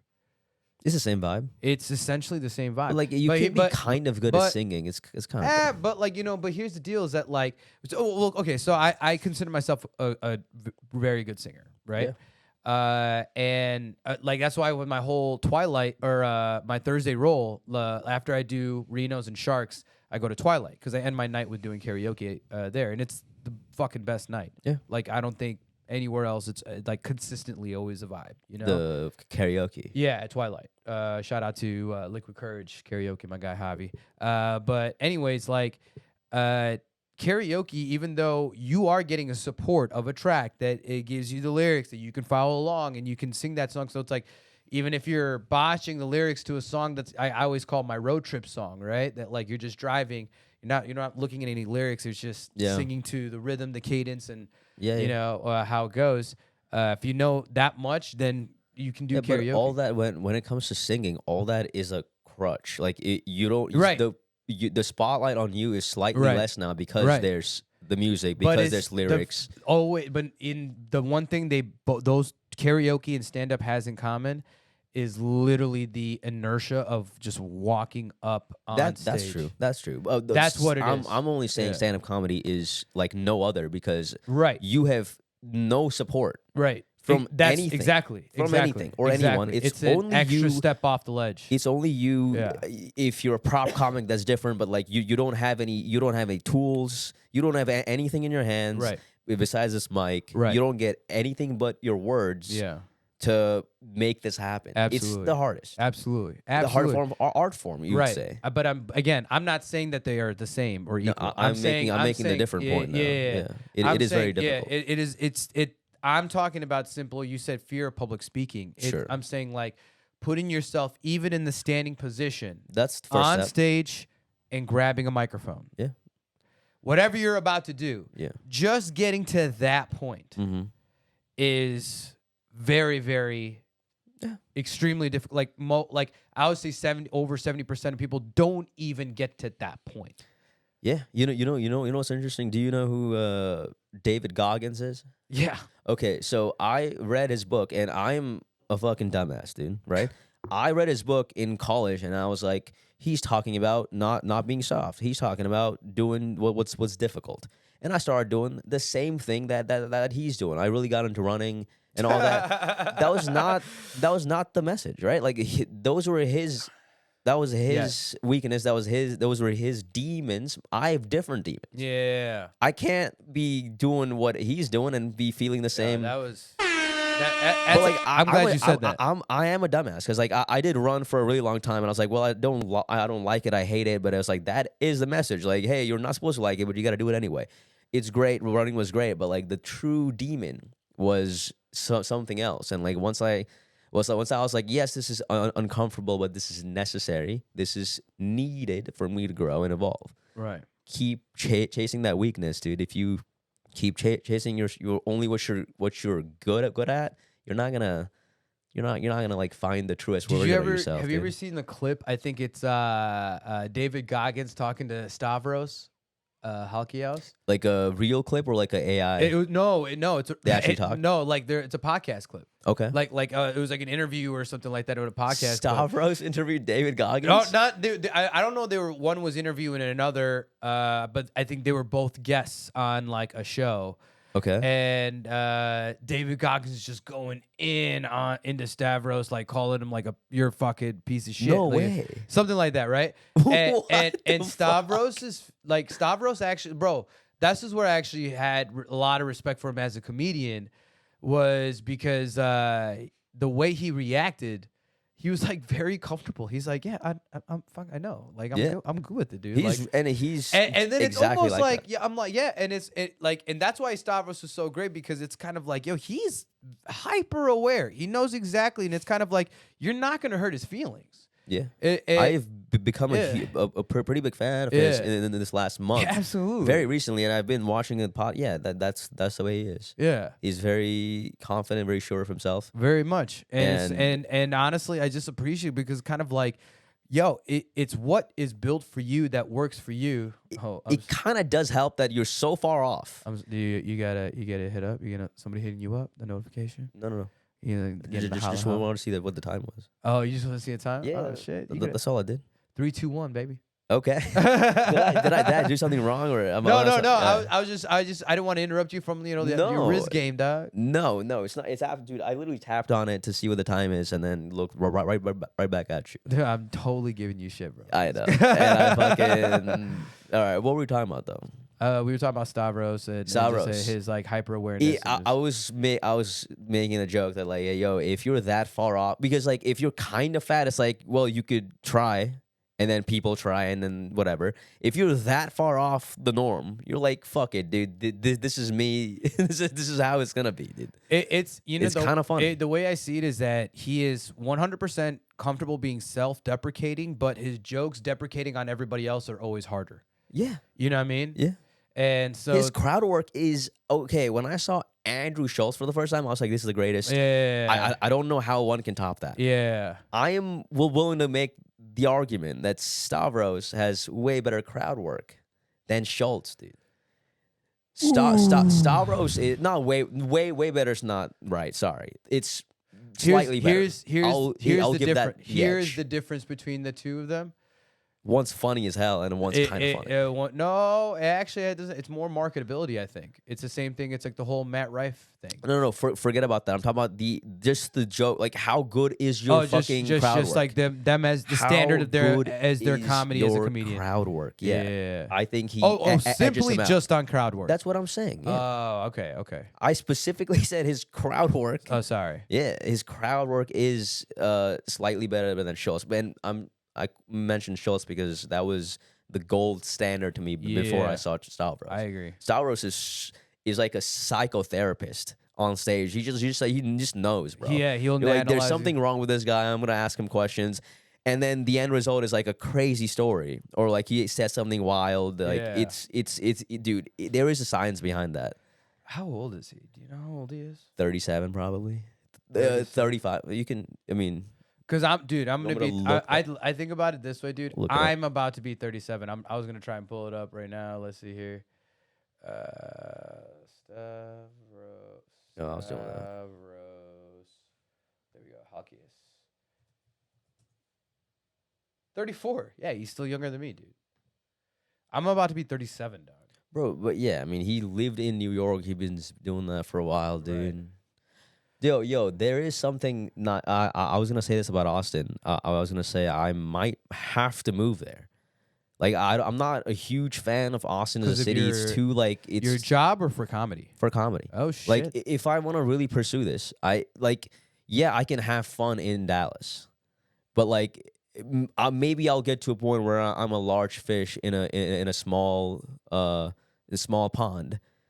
Like, yeah, I can be comfortable here, but if I really want to like be the best that I can be, and chase that fucking dream, it's not gonna happen in Dallas. Mm-hmm. And I'm lucky that like Joe Rogan did that whole shebang in Austin, because Austin now is a legit comedy town.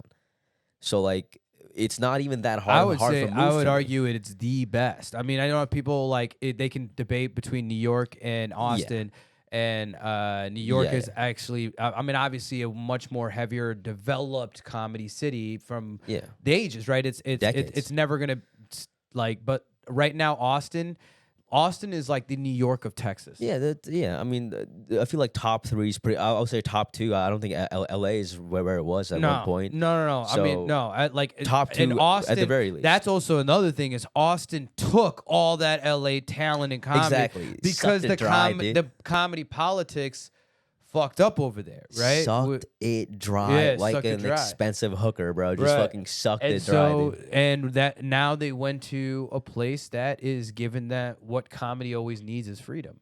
And so, like it, because like if you look at is it being one of the greatest music cities in the U.S. Austin has been known as a music city. And no, like I'm saying, it's always been established as a music city. Like, I've heard of them like live calling Austin that. It's just like, no. No, but what I'm saying is that it's always been established as like a big live entertainment, music scene and entertainment scene, right? Yeah. Like it brings in all types of festivals, whatever. But the thing is like if you look in the last like 5-6 years, a lot of these like live music venues have now readapted to have comedy there.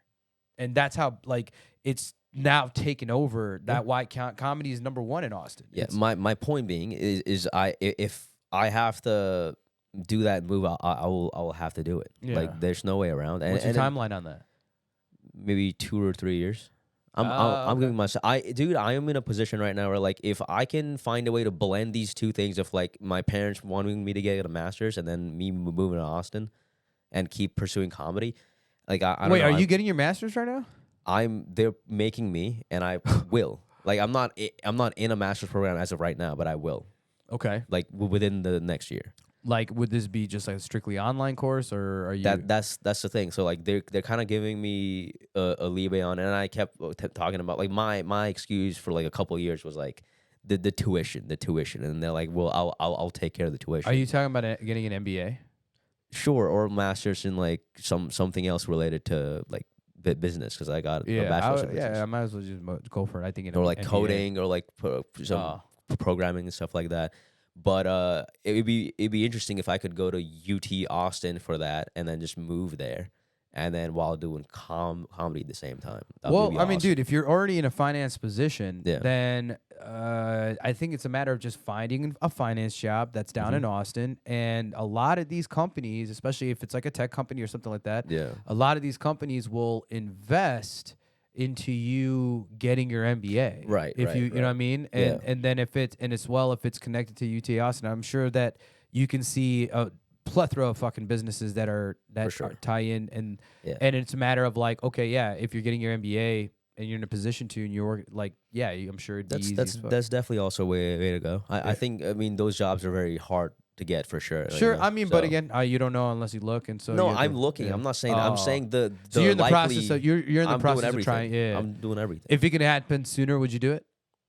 Yeah, I mean, Yeah. I have a nice thing. I mentioned the comedy sketches that I'm trying to film Sure. here. I found a nice. So let's talk crew. about that. What's the concept of your sketches? Have you So already I've put stuff out or always- no? We have filmed a couple. We're filming more. We're trying to decide whether we drop it as a season 1 thing or like just drop them as we make it. But I was a huge fan of Key and Peele, and I really wanted to get into like some acting or like not real acting, just sketch work, make that happen for myself. And even like Shane Gillis right now, who's the best. I feel like to me he's the best Yeah, comic right he's now. beasting up. He's that trifecta where like his stand-up's good, he's a hit podcast, and also has a sketch show. Yeah. So I was always interested in all of those things. Hmm. So started really like looking for a short film crew. So I joined a Facebook page, and then responded to this guy who's looking for an extra and like a thing he's doing. Took part in that short film. Got to know the crew, got to know the people shooting the videos and who experienced and all that. And then I was talking to one of them, and he also was a huge fan of Key and Peele, and he also wanted to do comedy sketches and stuff like that. But he's the behind the scenes guy. So we write. He's fucking really funny and really creative. So like these ideas, these crazy whack ideas needed for sketches come naturally to him. They come naturally to me. So like we keep writing. And we started filming a while ago, holidays, you know how stuff gets, but we have 2 full ones, and then we Key and Peele length, like 4 or 5 minutes tops. A pretty quick video, but like the quality is really fucking good because he's actually, that's his full-time job. Like that's all he does. So like shoot shit. So he's really good at that kind of stuff. So that's a project I'm But working what's on the right now. concept of these? They're just going to be random, just Yeah, little. Key and Peele. Like that's why I said Key and Peele. Like you can't really describe. When Key you and say Peele Key and anymore. Peele, man, like I think of sketches as like Chappelle's Show, like Yeah, that. I love those shows. I draw yeah. inspiration for those shows. I Yeah. hope the stuff I'm coming But up with I is do kind of agree. like that. Yeah, I feel what you're saying. Okay, so are you playing like a certain, like a specific character? Are you changing Different. characters? This is Okay, depends on yeah. the So you're changing up the script, and there's Yeah. no like a singularity character that you're doing. Okay.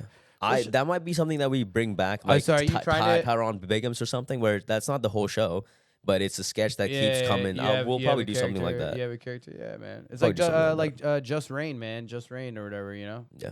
Which I think he's trying to come back into doing more comedy, and I feel like he was like, now you only see like old clips. And stuff Yeah. like that, but he was Yeah. for years like killing the Vine game. But yeah, so you want to get it like step into acting, and you want to kind of definitely be more present in comedy, man. Yeah. Yeah. I feel like What do you like? So you're going next, or you said next weekend or whatever. Do you think that you'll be doing more active trips to like Austin and to visit them and stuff?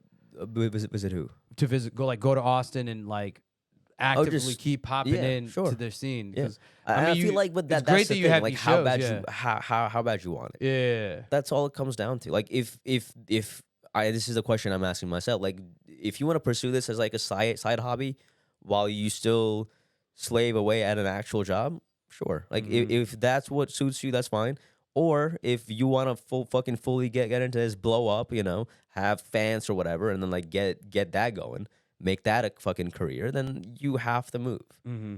You have to do more. or like at the post. or run the politics in whatever current city you're in if you're trying to just like maintain it that. But the ultimate game is to be able to hit up Huge, and Ralph and Barboza is the ultimate dream. Yeah, Ralph Barboza. Kept putting clips out. Yeah. He is super talented, but there's a super talented amount of people that just don't get views. Yeah. But there is an art to it. There's That's a where the luck element marketability. to Yeah, it. there's the marketability Yes, aspect too. So he Yeah. did that, and now he blew up. Like, dude, that Don't Tell comedy one blew the fuck Yeah. up. So I feel like I don't think I've come across another instance like that, where one or two clips from one show blow up so much. Yeah. That he goes from like, he's like doing shows every now and then to like, that's his like full-time job. He's Netflix special, bro. Mm-hmm. In a remarkably short time. Yeah. It is I And don't it's so think, funny when you hear people talk about how like I was kind of slightly disappointed by his. I'm like, it's his first fucking special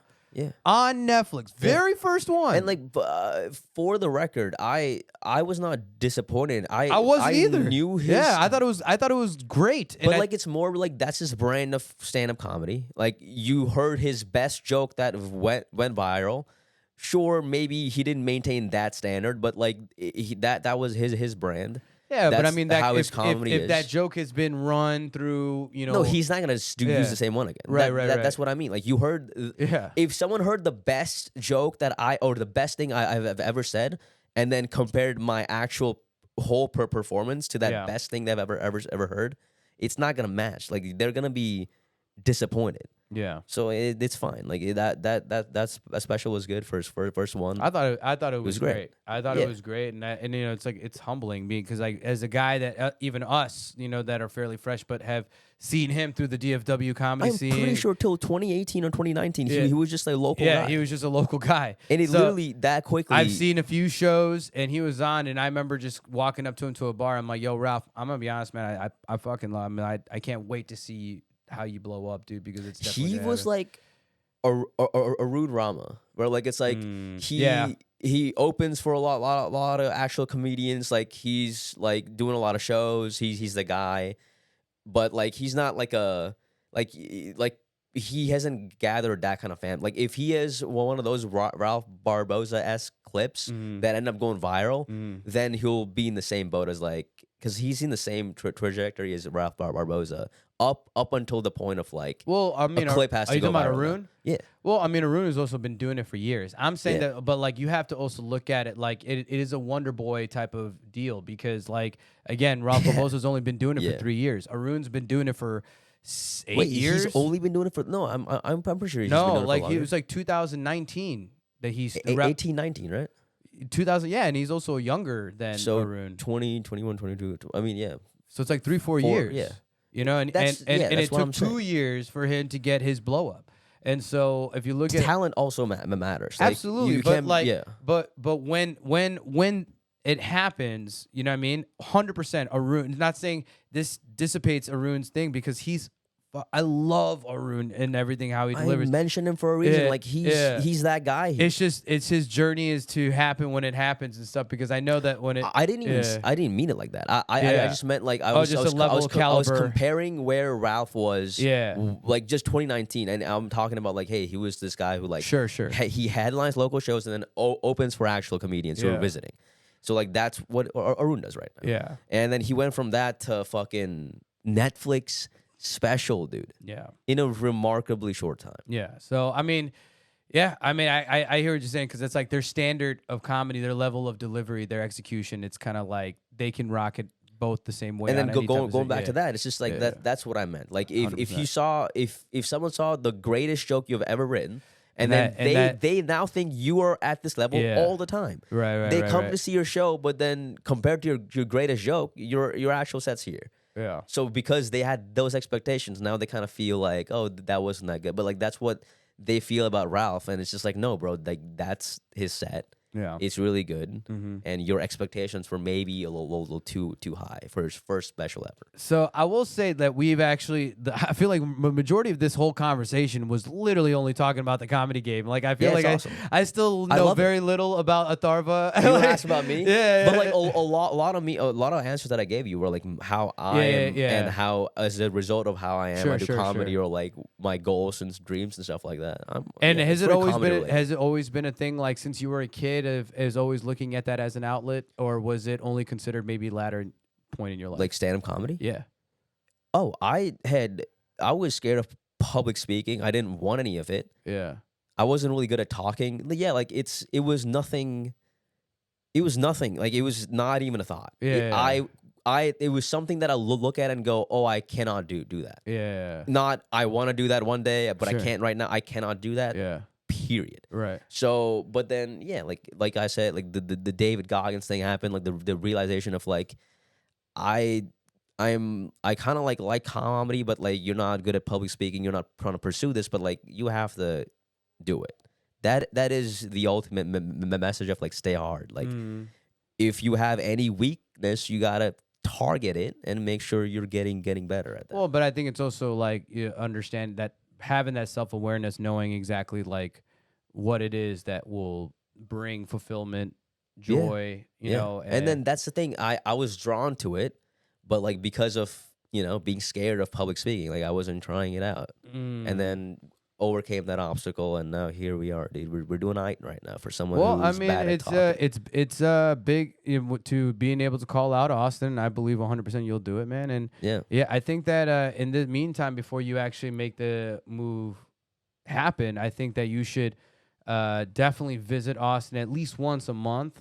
Just go back and visit Austin. I have friends there. Even if you're not on a show, just go once a month and just kind of prep those steps because you might be able to streamline. Bro, if they had Kill Tony on Sunday, I might go every fucking weekend. Yeah, Mondays. I cannot take every Monday off of work. So Kill Tony's like a strategic thing where I have to pick the perfect weekend, maybe like a but like if a you 3-day holiday. But if you have a 9 to 5 in Austin, then it'd be you'll be nice. able to, I'm telling you that is ideal. But like I was just mentioning earlier, I love Dallas. Like if I wasn't doing comedy, I would stay here or Austin. But like that's the thing. Like that's the weird position I'm in. There's a lot going on. I don't disagree with you because like for me though is that like I just again if whatever opportunity comes from stand-up comedies, but like I'm looking at it more in a business way, right? Like that's my biggest thing. And you have a family now. There's right. a lot and going so, on. Every grind that I do has to be in retrospect of being able to not only build myself, but able to provide for my family, right? And so, it's a different situation, absolutely. right? And so, like, but again, stand-up comedy, I love it, and to agree that I'm never gonna stop doing it. But my focus is to use my number one skill set, and stand-up comedy will always be the thing that not only keeps me humble, but also keeps me sharp to the big. And it's a fun thing to do. Yeah. There is so nothing that's why I mentioned the possibility of me choosing. I'm probably not, but like even just to have the option of like you can have your 9 to 5, you keep doing this as a side thing. It's so fun to do. That's why that's the number one question. That's why Kill Tony asks like, what do you do for work? But you can see the hand in hand when Yeah, but like stand-up comedy, like that's what I mean. Like if someone's like a local guy and his goal, his absolute dream is to be the guy in Dallas and not be anything else outside of Dallas, that's still that's so much fun, dude. Yeah. You get your own shows, people come see you, you get to see people, meet people, shake their hands. They fucking tell you you're awesome, you get that high from it. And it's just if that's a great life. I am compared to what I thought my life was going to be, like knowing that I was scared of public speaking and like this was not really an option, to see what I'm doing right now and being on shows to the point where people are like buying tickets to come see the act that I'm performing. Come on, bro. Like this is already, I've come so much further than I thought I ever would. So that's all you gotta. That's the only thing you gotta prove it to, man. So I fucking love hearing that, dude. That's actually it's really really dope because I mean again it's just about taking that leap for yourself. Bro, there was a presentation in high school. It was like science class or whatever. I was giving a presentation and I was like, I was like stumbling upon my words, and this bitch in the front row started laughing at me, dude. Look at me now, dude. Hey, what's her name? Look at me now, dude. What's the bitch's name? I might fucking name drop, dude. Dude, Fuck right her. now. No, fuck her. Say, dude. say, Nah, just say the it's first fine, name. it's Just say the fine. first name. Come on. You gotta give something good. Sakshi. Sakshi. Oh, she was It's fine. Indian. Yeah, she was Indian. Indian. Fuck her, dude. Fucking. Actually, I know she. Now you made me name drop. You might be a She very nice fucking person. sucks. You She- fucked up there, dude. You hurt that his was- that was- feelings, Sakshi. He did, dude. She really did. She hurt. It's You fucked hurt, up, dude. Sakshi, you know what? You need to recognize you hurt his feelings. But hey, that was what made me, dude. Every time I wanted to quit, this is not a fucking joke, bro. Every time I wanted to quit comedy, or like I had a rough day, and I was like, fuck, dude, my jokes are not working. I might quit soon. what just happened? I feel like two of my lights just went out. It's fine, dude. I kept being like, yo, that person like laughed at like that memory kept me fucking straight up going, dude. Yeah. Through a lot of bad sets, a lot of bad. So nights, then you dude. know what? At the same time, say thank you, Sakshi. That's exactly what I'm saying. Thank Like you. Yeah, since thank you you, made me Sakshi. name drop, it's like thank you Thank as you. well. You know what I mean? 'Cause You are a it's- horrible human. At one point, you were a horrible human being. Maybe you still are. Maybe you've slightly improved. I don't know. But thank you for that. It's one of those things. Look where at it's me now, dude. I'm it's like, like fucking you- Leon Edwards, dude. Look at me now. you son. holding on to the hate. You be holding on to the hate of the bullies and stuff like that. But in the end, sometimes those bullies are who defined you. And Fuck yeah, dude. I'm gonna start name dropping. Dude, name dropping people feels good. doesn't it? Yeah, that's why I Dude, told you you to say gotta. it. Let's got that out of you. Let's start name dropping. Who's your least favorite comic in Dallas? Let's just start name dropping. Dude. Right now, Oh my god, he's gonna say it. I actually, It's actually a pretty to easy be question. honest, and it's funny. It's like I've I'm not saying by any means I'm no perfect of a person at all. And Name everyone- drop it. Just name drop it. But right now, man, like the one that I have the least amount, and this is also on a very personal note too, but I have the least amount of respect, and Yeah. it's hard to find their comedy funny at all anymore, is Steady Eddie. I don't give a fuck. Yeah. I really don't give a fuck. Interesting. Yeah, it's like it. The least favorite, but like, yeah, you're not even. I didn't say who you think is not. You not said the good. DFW scene. Absolutely. Yeah, and, so, like, and I said who you personally least enjoy. It's a personal thing. Yeah, and me and Yeah. him used to have this ongoing bit, but then there was a personal moment where he pretty much like went in a very like a highly inebriated rant, but like talked to me like it was some sort of vulnerable friend to friend conversation, and then dogged on my best friend and my fiance, and made like fucking outrageous, ridiculous claims of seeing them like having like grinding on each other and shit with me standing right there, and it never happened. I had to like it never fucking happened, but like wanted to and pretty much say that he had zero respect for like her and my fucking best friend of 18 Yeah. years, DJ. I'm like, everything you're saying is, but he's trying to say like, you need to believe me. And then he started going into like, I see a lot of potential in you, but you can be taken advantage of. I'm like, what the fuck are you talking about? And so, and then the way he handled, I think that like who you are as a person reflects to kind of like the character that you lead, because stand-up comedy is straight up like you're supposed to show who you are. Yeah. I- Is that why you don't like him, or you don't like his actual set? It's a little bit of both. I mean, I think that he's kind of like fallen off, but again, part of this thing is the likability, wanting to listen to that person, and Sure. and you can have a decent thing and but ultimately, it's kind of like if you don't like that person, it's kind of like you don't even care to listen. Yeah. You know what I mean?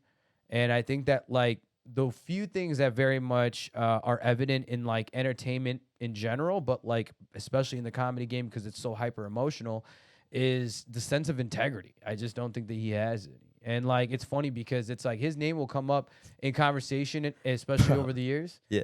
And I'm just giving you my Dude, validation. I was joking about the name dropping. This dude just went on a tirade. I went on tired. Holy You want me to hell, call dude. somebody out? I'm calling him out. I This is had the deal. no. I posted because But like too people many get people- weird about it. yeah, like, too many and people- I thought you were gonna be like, well, and then you Do just you- started. Do you agree that like once you get to a full sense of maturity, real ones know real ones? Yeah. Yeah, and so sometimes, man, you have when people tell you things and show you certain elements of their character, and then like I'm always a type of person where it's kind of like until you officially wrong me, it's like I'm not gonna take someone's opinion of you. Yeah, no, You know what I mean? I hear you. I was talking about like me asking you to name drop was like me joking around. I mean, And listen, then bro. you started, and I respect it. I'm just for the crowd. I mean, it's somebody that like I don't have respect for. I just don't. Alright, lit. Yeah, and You're as starting far as his wars comedy on this goes, it's podcast, like dude. I wish him the best. You know, let him do his thing. It's like, but again, it's kind of like That's the best, dude. When you trash someone and then you're like, let him do his thing. I wish you the best. Yeah, I wish you the best. Do your thing. That's such a wild. But I don't love that, dude. engage. I don't engage with that man. I just don't engage with that man. I have no. I'm gonna reason. start using that. Yeah, I just don't. I'm gonna engage- start fucking trashing them. And you're like, but I wish her well. Hey, I wish. I'm not trashing, bro. You're acting like Nah, I came I'm out in jo- left field and brought him up out of nowhere. You said that who do you not have respect for? I didn't. I And said you who told me said to you not told me like- to name drop somebody I said that who you think is said- trash in Rewind the DFW. fucking tape, dude. I said whose set do you not like? You started talking about. I don't like his sets either. I That's just don't think fine. it's Then you answer the question. Yeah. Why are you blaming me? I just asked you a question. No, that's all. fun. But you're like saying trashing, but I'm just like I'm not trashing. Did you not? What do you? But what would you call it? I didn't bring it to the conversation. It's like What does that have to do with you doing but it? if you want me to talk about, if you ask me a question, ridiculous. who do you not have respect for? I'm gonna didn't answer. ask that question, dude. Who do you not like? This is insane. Yeah, who do you not I- like in comedy? Who do you not I like in said- comedy? Yeah, I remember asking you that. And In the then DFW scene. specifically mentioning their I don't set. like him. Their set, not them as a fucking human being. I don't like his set. That's fine, and that's what I'm saying. You And I answer don't- I you just- answer the question correctly. Then that's fine. Yeah, but I mean, as far as like also sets, I mean, a lot of I think, but here's the deal though, like. But the reason why I say it too is that there's a lot of comedians that don't have good sets, but they're Really good funny. They're Yeah, good comedians. They're like you understand who they are and their intention in the game. So even if you know it's going to be a trash set, you're No, but still going to give them. that is the fucking you- grind. you're That going is the to, skill. You're at least going to be like, no, I've heard him thinking. It's like, yeah, he might not be that good, but like, yeah, he's a good dude. But like when you're talking about like Oh, we're trash, still talking yeah. about. Yeah, dude, it's fine. I guess I'm joking around. I took the question as like, yo, who do you not I'm like? joking, Talking then shit. I'm joking now. This is all jokes. He loves Eddie. I don't. He loves him to death. I really don't. He wants him to be his best on my man. wall on this shit. I took it. He's like somewhere in the closet. What do you had a poster of Eddie? We had a picture from like after the Oh, a Doodle picture. show, but he's still on the. I was like, damn, dude, you went from a fanboy to fucking. You're like a. He's not on the angle, maybe in the wide, but You like Stan from fucking that song. these are dude. just my shows. But look, it's also proved. he's I on that one, though. I also don't expect Eddie to ever like put me on one of his shit. Like even when we work, No, you know what I mean? cannot believe we're still talking about it. Aren't you? Wait, he's on that one. Yeah, I mean he was on my Doitall Comedy Show. Oh, so that one kept it. He You was kept that one. actually he was talking about Down what made. happened after that night, and he claimed because like Illest was on that show. No, I'm referring to you saying you took his poster down. No, Is no, that- it was a picture. It was like a personal Oh, picture from I that see, I night see. that was like in a frame and shit like that. It was, Damn, you threw that shit away. I'm like, hey, I don't need to give him that. Hell yeah, dude! Like a fucking action movie started. You're like, fuck this guy. Look, I feel this. This is my environment. I want to be comfortable in my scenes. You know? I can handle it once. You know, he It'd was be on pretty that one. funny if But like I'm you more just about the had like poster. a pictures framed of you and your fucking your enemies, dude, just around your house. No. Come on, dude. If Try it out. the only reason is because he's associated with the Do It All Comedy Jam. That's why. No, yeah, no. That's the only reason. But I'm that just giving one, you shit, But yeah. that one was a personal one. I gotta throw that can't believe before. we're still talking about it. This is like half the You- podcast. I'm just giving you fucking valid response. Yeah, fair. You're giving me. You're giving me. You're right. Yeah, I'm just giving you a valid response. I'm just telling You're you where it's right. coming from. All right. But man, Atharva, Yeah. we've been in here an hour and a half Checks out. on this wonderful. So now I've made up for my an hour after. I don't think you made up for it. Yeah, because you know we've been talking and doing the episode longer than it took me to set up. For you to make that hour up to me would be to make my life longer by an hour. That's how you can I make did that give up. you we got served really good lemonade and a nice glass of water. The too. lemonade was very nice. I'll love a second glass, dude. Okay, well, We'll make that happen once this ends, dude. all right. So how about this? Let's take a short break. Oh, we're coming back. And we'll come back into it and we'll close it off. Okay. And we'll give it like a last final like 15, Sure. you know, like another 15, 20 or so. Yeah. But I do love the organic nature. Again, I told you this was like a kind of a conversation and it's Yeah. kind of like a real one back and forth. So, Yeah. but I still feel like we still need it. There's so much more to uncover. We can. about Yeah, that's Atharva. fine. And maybe maybe it's never gonna happen in just one episode. So Damn, dude, I'm gonna be a repeat. But the first, don't first half was like, hey, don't put your dreams and don't goals. keep your hopes up. Just be grateful. You're for the the one fucking saying all this nice shit. I'm just talking about the possibility. All right, Jesus, it's just crazy, dude. Again, you made me drive here an hour. You 40 made me minutes. wait an hour, and then now you're just fucking 40 trashing minutes me. because I was trying to make it perfect for you. All And right. everything's working. But what? Yeah, what? We're taking a break now. Yeah, we'll take a small break just to kind of I feel recollect, like I'm and on then that the way. casting couch, bro. What the bro, fuck listen, is I'm this about to go setup, to get dude? ready for phase 2. All right, phase 2. I'm gonna come and talk about the setup, dude. This is very porno-esque, dude. Yeah, We're gonna talk about this, dude. Take your pictures, take your selfies. Yeah, I'm gonna take my. However you this, need to pose. This break we're gonna have is gonna be something else, dude. We'll come back after. We'll come back after that, dude. We'll come back. We'll know how to close it up. Right is right. We'll be right back. This is the last time we'll be clothed, dude. Let me close out the episode. Listen, y'all, I got to be honest and talk to you guys about this incredibly innovative product, InsiderCloth.com. Whether you're a glasses wearer or you are like everybody that has a cell phone in your pocket, those glass surfaces are not properly being cleaned, and using the bottom of your shirts and general fabrics to be able to clean off that dirt, the smudge, the grime, whatever you have on those lenses. But you need a microfiber cloth, and you ain't going to be able to remember to carry it with you or just be able to keep track of it. Insider Cloth is that innovative application that you can put on the bottom inside of any one of your fabrics or shirts, where you always have a microfiber cloth there ready to go, and once you have it on, don't got to think about it again until you got to switch it off. Super easy to apply and easy to take off when you're ready, and goes through the machines as well and stays on your fabrics, y'all. And I'll tell you what, if you want to try Insider Cloth yourself, go to insidercloth.com and put in the promo code DIA Cloth. That's DIACLOTH. Get 10% off your first order and see exactly why this product is so incredible. Perfect gift for like a small work party, holidays, small birthday gift, especially for photographers, videographers, anyone wearing glasses, or somebody with a cell phone. Promise you, they will not regret it. Once again, go to insidercloth.com, put in the promo code DIA Cloth to get 10% off your first order. Yo, and I got to talk about my guy, Teddy Johnson. Even today when I was going to go pick up my new puppy, Mojo, this rainstorms and thunderstorms that were coming through was unbelievable, all right? Teddy Johnson has been really, really stepping up and looking out for the community all around DFW. All people have been doing is just getting a free consultation. And listen, this guy will keep it 100 with you, all right? If that roof is not that damaged, he's going to let you know right away and be like, hey, you know what? Don't have to worry about it right now, but give me a call when you're ready, because he doesn't want anyone to have to go through the process and have to possibly get your insurance rates going up in case you do have to get that claim filed. Whichever case, if Teddy does do that job for you, he's going to give you the best return of result. All right. Listen to what I'm saying. Teddy Johnson of D&K Contracting. All you got to do to get a free consultation is shoot him an email at teddyj.dkcontracting@gmail.com. See exactly why everybody who uses Teddy always calls him back. He is literally probably one of the most trusted contractors I have ever come across. So once again, hit up Teddy Johnson, get a free consultation on your property, and see maybe if you need to file that claim, and let that man take away all your biggest headaches.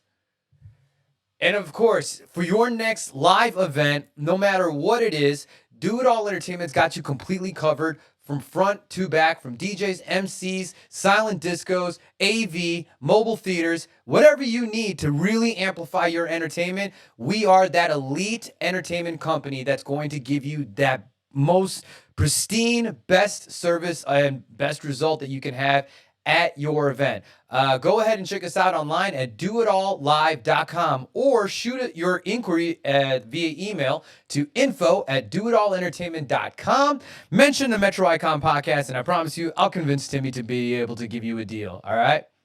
And then for your next media production needs, you might see exactly how I'm looking on camera and how I sound. And guess what? You can do it too. But hey, maybe you need to put together a little creative package. You need to put a little promo reel together, social media, voiceover work. DIA Media's got you completely covered. All you got to do is shoot us an email at diamediapro@gmail.com.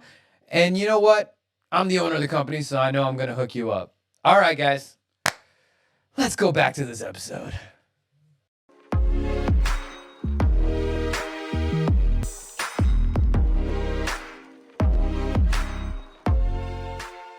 All right, and we're back to close out this episode of the Metro Icon podcast with the homie Atharva. Yes, sir. Who is fully replenished and refreshed now. Dude, this is cartel grade lemonade, bro. This is ridiculous. So I said earlier in the episode It's so that good. it was I downgraded. I said it was Aldi bought lemonade, but no, Lied to me. I didn't know. He lied to I me. couldn't lie if I didn't have the Sean, information. Not telling someone the truth is not called a downplaying. I didn't know it. the truth. He That's the point, lied. Atharva. You know what? I didn't Go know ahead, the truth. Go ahead. But this is why I'm saying what I'm saying right now Yeah, is because it was actually handmade cucumber lime lemonade. That is the secret ingredient according to your wife, dude.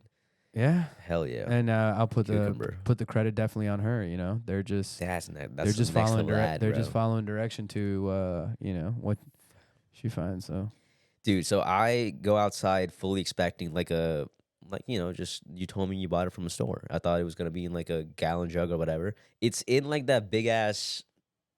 There was so much of it. I'm like, holy shit. can I be dude. honest? I don't like what you're doing. You Why? know? What? Because you're like trying to pinpoint me like I'm this devil person that like No, what? was taking away their credit and No, stuff. I'm telling you telling lies. my side of the story. No, we already addressed that you had I didn't no know. idea. Yeah, you didn't know. I'm not saying that. I'm not saying that at all. Okay, good. I'm Too saying self-conscious.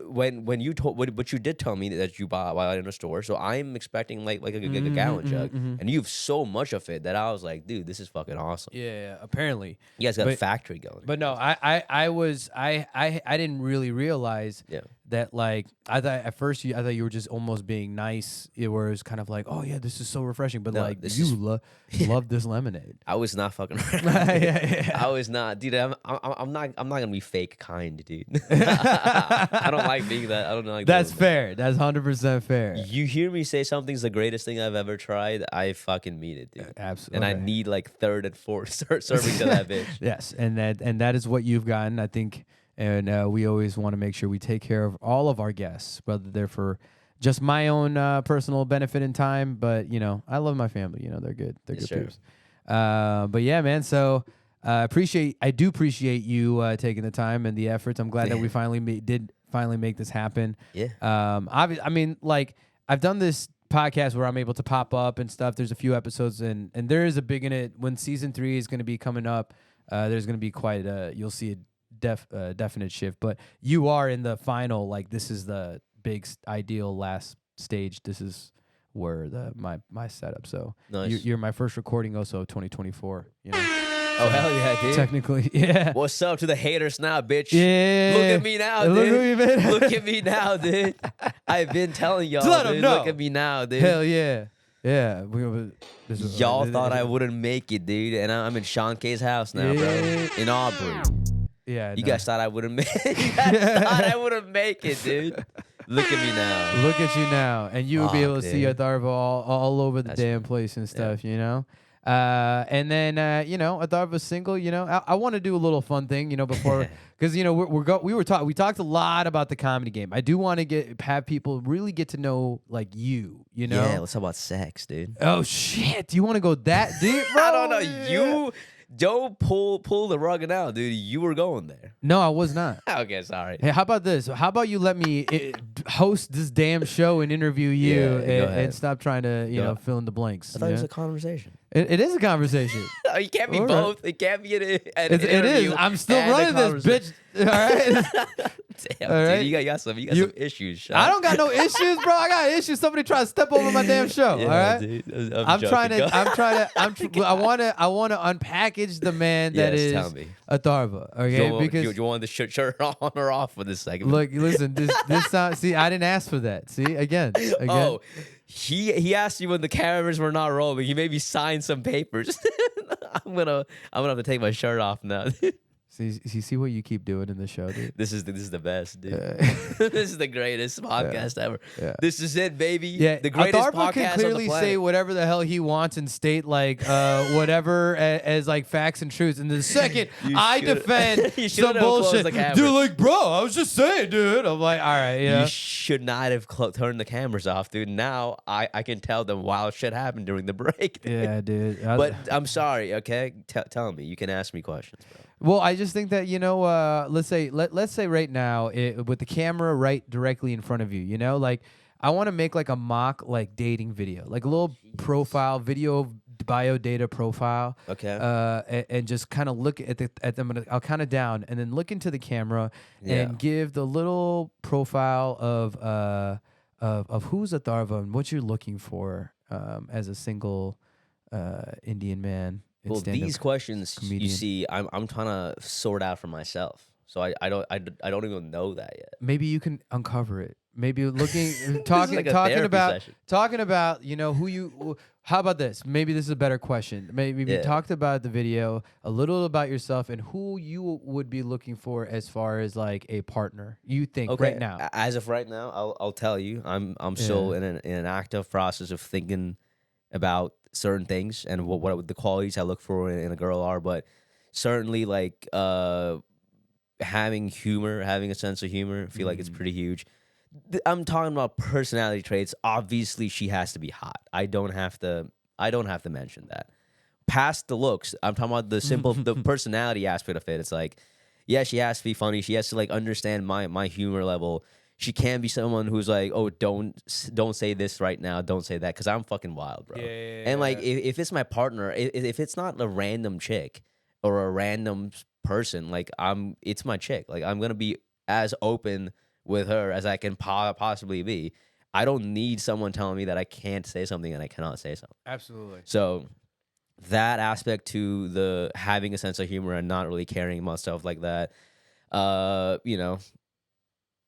ideals and morals have to be the same. It would be nice to have someone from an Indian background simply That was because gonna be my question. I was about to ask. because I'm actually, I mean, if we really were to spell things out, I'm more into like white girls than brown girls. But like in terms of a partner, it's like that's such a huge part of who I am as a person. Like I like watching those movies. I like watching like Hindi movies, like Hindi songs. But like, why couldn't?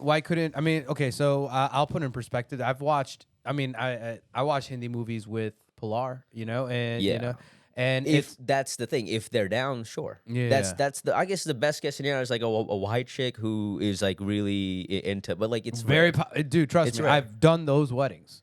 I have done those weddings. Wedding, bro. I'm not saying it's impossible to make that bond. It's just like for me personally, it's like, is the girl only doing it because like I'm really into it, or like does she actually have interest in it? Is she gonna like watch that on her on her own time? I think the answer can be both. You know what I mean? I just If I think come it could across be that, it that'd be could great. be it could be a girl that maybe that like it was nothing part of their like interests before, was like they were never into. Yeah, but it's just like rare. you can definitely have a partner that has a varying interest or you're into it, and then they're like because I think there's like also a special aspect of like you watching those classic movies that you grew up on and stuff, those Bollywood Amitabh Bachchan and Shah Rukh Khan movies and stuff, and then you introduce your girl. I had a good shot of you taking a good sip of that lemonade, but no, you introduce your girl and you're like you rewatch those movies and she's kind of discovering it almost for the first time and having that experience. I think there's something that's beautiful to that too. I agree with that. No. Yeah, you're describing the ideal situation. I'm just saying the likelihood of that happening is quite rare. Someone Sure. who actually stumbles across this and they're like, "Oh, I actually love this shit Sure. too," versus them just like being like going along with it. Sure. to please you, and there's love in that too. But like, Yeah. I'm not really looking for that. But I mean, again, I'm only bringing a perspective in a sense to keep the heart open, so that it's not like the heart's only been the heart's open right now. The heart's all. You hear that? The heart's the open hearts right are now. open right now, dude. It's been open, ladies. It's okay? not time to close and narrow my heart right now, dude. So Yeah. I'm chilling, dude. Yeah, I am absolutely open. yeah. What was the worst woman you ever dated? Start trying name drops. This time I'm not gonna name drop. Yeah. I mean, who gives a fuck? I don't care. She was like, I met her through a friend. She seemed nice, and then I asked that friend to be like, yo, is she interested? She was interested. We went on a date, and like it was too childlike. Like her mind was very childlike. She was in college, so let's not get creepy here. She was 22 at the time, and but like she was really into like SpongeBob for example.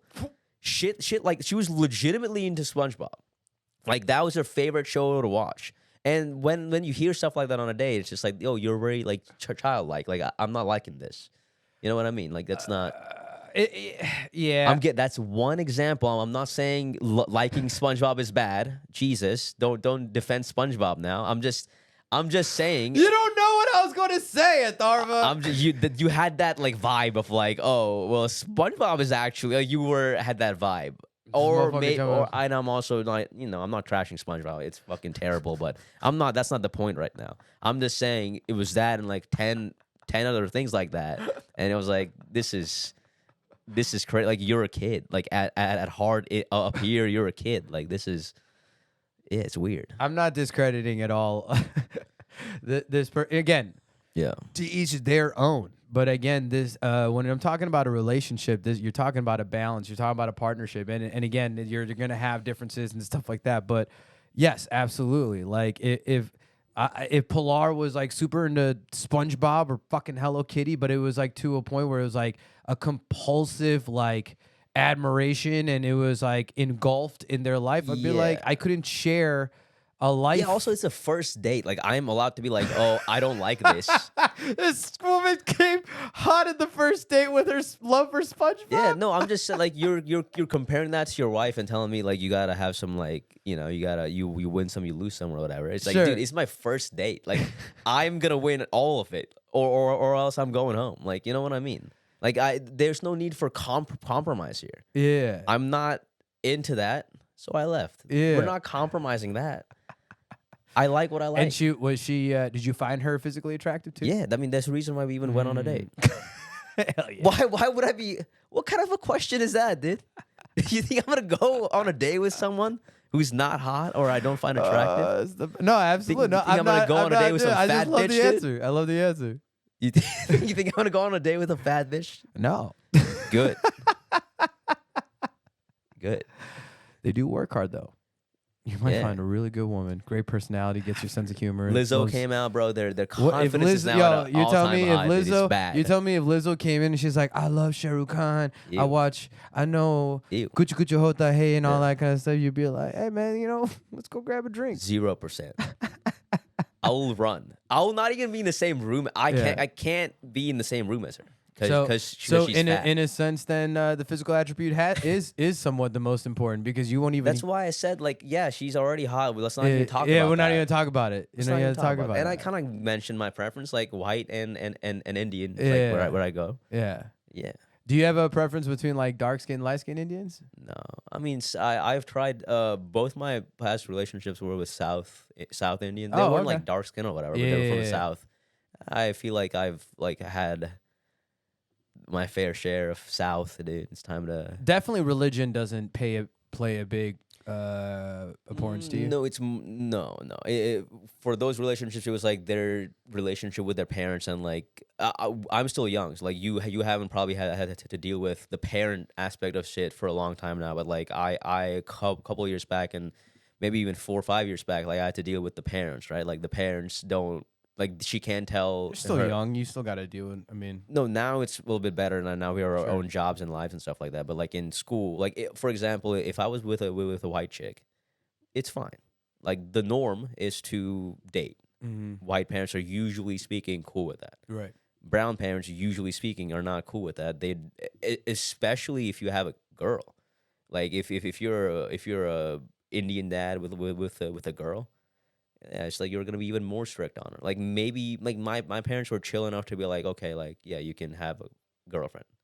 Like they knew about that relationship, but like her parents didn't. So like over time, like I mean that's what dating is. You like learn what you like and don't like, and I like that that parent like having some relationship with the parents as well. Like they know that you exist and you are their girl's boyfriend. Like I like that being there. Right, like it's just at least parentally present where it's not the secret. Instead of the secret around, because then it's just like then she has to lie about me. Then like I don't. Plus, like there's a cap to each relationship.